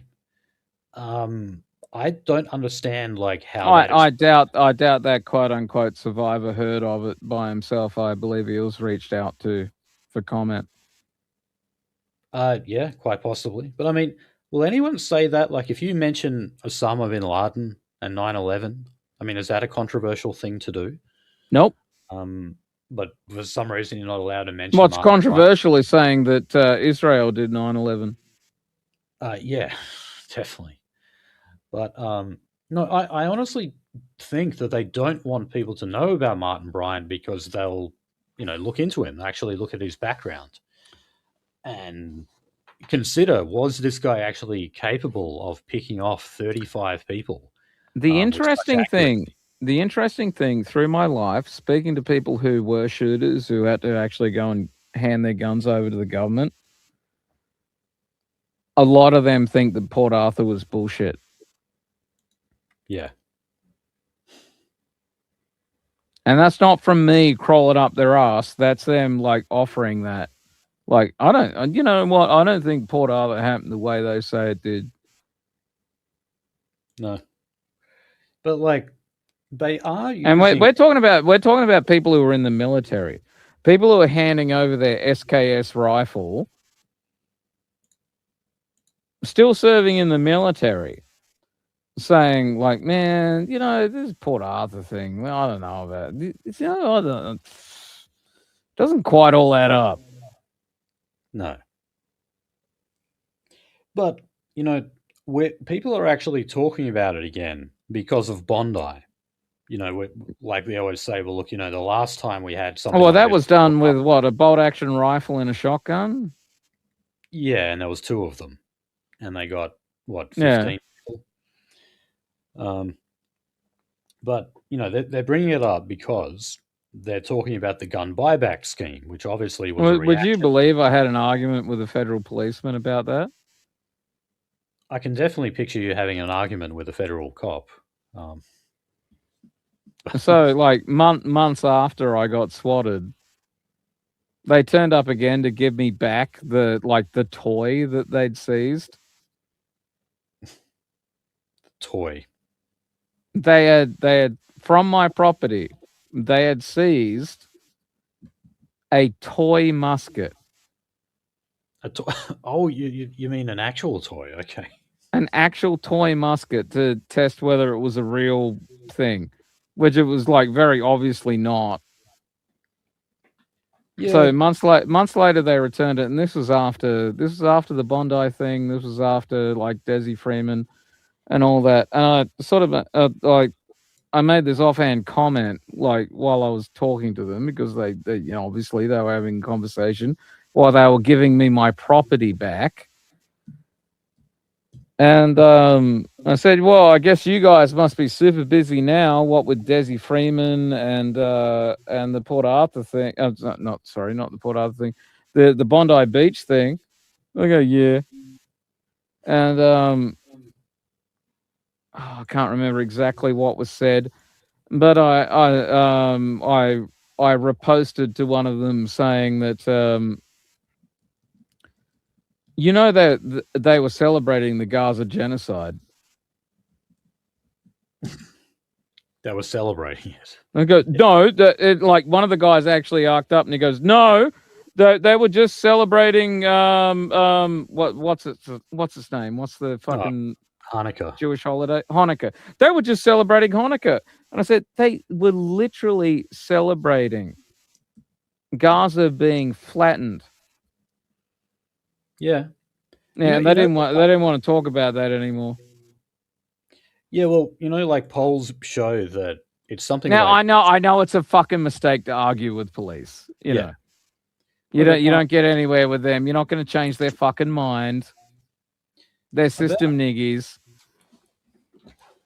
About 60% of Israelis believe that the Israeli government is too soft in Gaza.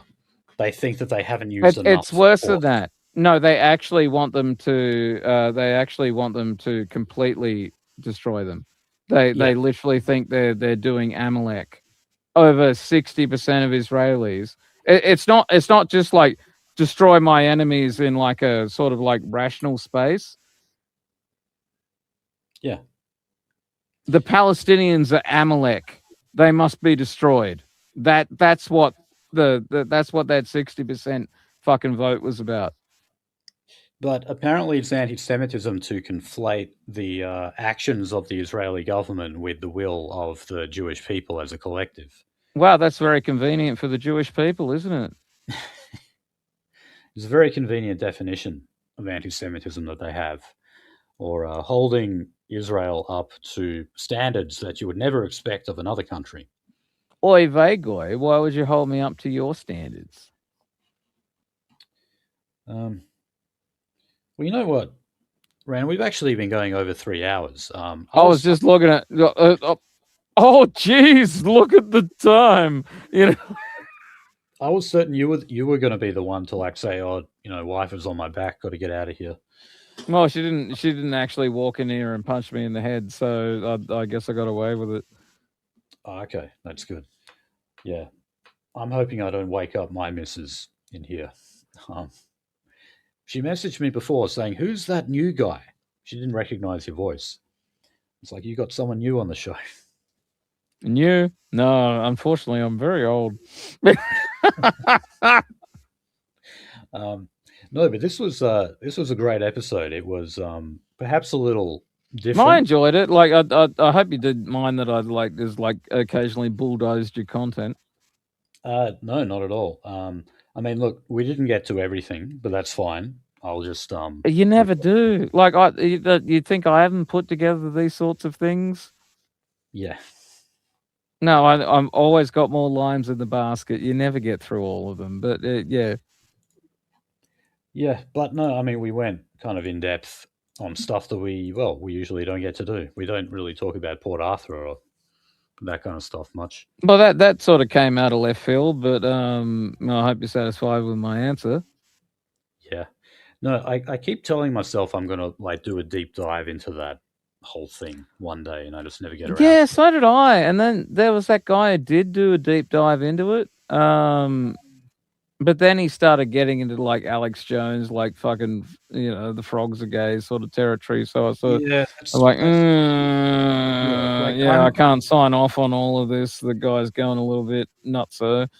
right. That stuff like turns me away as well. Like I've never been a conspiracy guy, Mm, or at least I like conspiracy without the crazy as yeah. right No, possible. I genuinely, like, I told you what I thought Port Arthur was. I do believe that, but no, like fucking vampires looking at you through the mirror and that sort of shit. No, I don't. No, supernatural shit. Yeah, like skip me with that woo woo shit. Yes, definitely.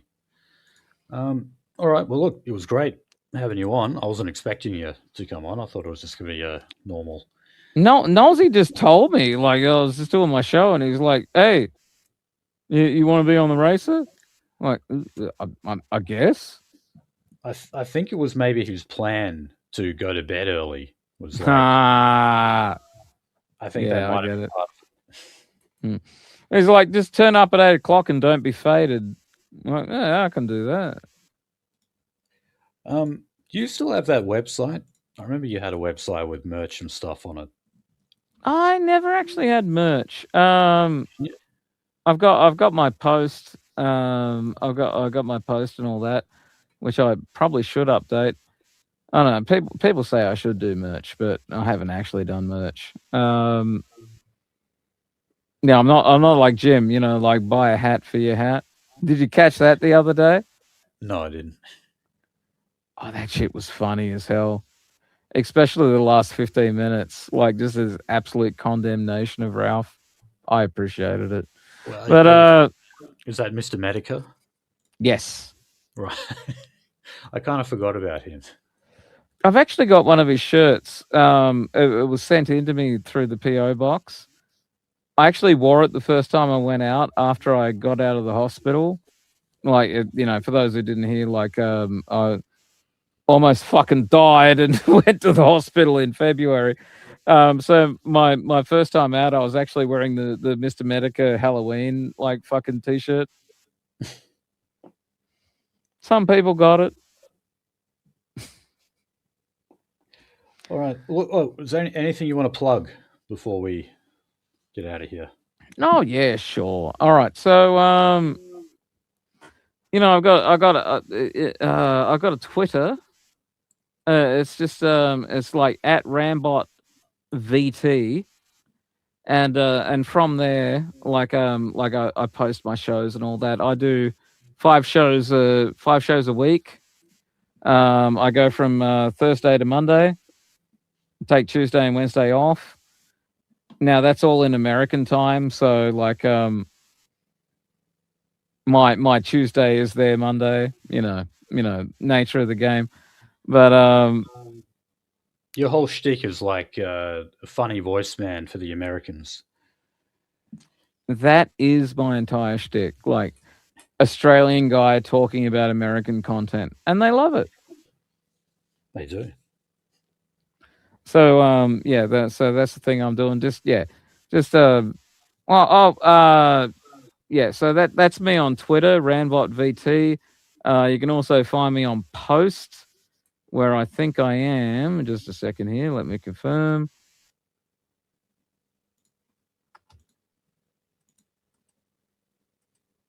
I'm literally just at Randbot on Post. Right. So you'll find me there. I post my links to my shows there. Okay. Cool. And I attempt to be funny. you certainly do it a lot better than I do. People complain I'm far too serious, so I'm glad you're able No. to. Like here's the thing, and like I've even explained this on my show before. People do the needful. Like people do the dry analysis. Like I mean, I've got your document over here. It's huge. It's a copy. I don't even think we covered half of it. Yeah. So what you do is you cover the real news in Australia, and it was a thing for me. Like people say, like, why don't you talk so much about what's going on in Australia? And I'm like, well, my audience is primarily American, so I talk about American stuff. Yeah. But you guys cover this stuff, and you cover it in depth. And I mean, just looking at the document I was sent for this episode, I don't even know if we got halfway through it. Yeah. So you guys do that, and like you got the boys over there on TRS. You know, they also do serious analysis with a little twinge of humor. What I do on my show, it's variety entertainment for people who can't bear to watch the television anymore. That's how I describe it. Okay. All right. Well, look, we'll wrap it up there. Well, for our stuff, just go to racer.biz, click on About, and you'll see all our social media links and all that stuff. So, yeah, we'll probably be back with you for another episode of The Racers War next week. Oh, yeah. You know what? If you want me on next week, I'll be back next week. Okay. I might even jump on your show. Hell yeah. Oh, do please. I was actually asking Nolzy if you were interested. He said you're very busy. I can be, but I can always make room. All right. Well, yeah. Thanks, guys, for listening. Racer.biz for all our stuff, and we will see you next week. Good night and God bless.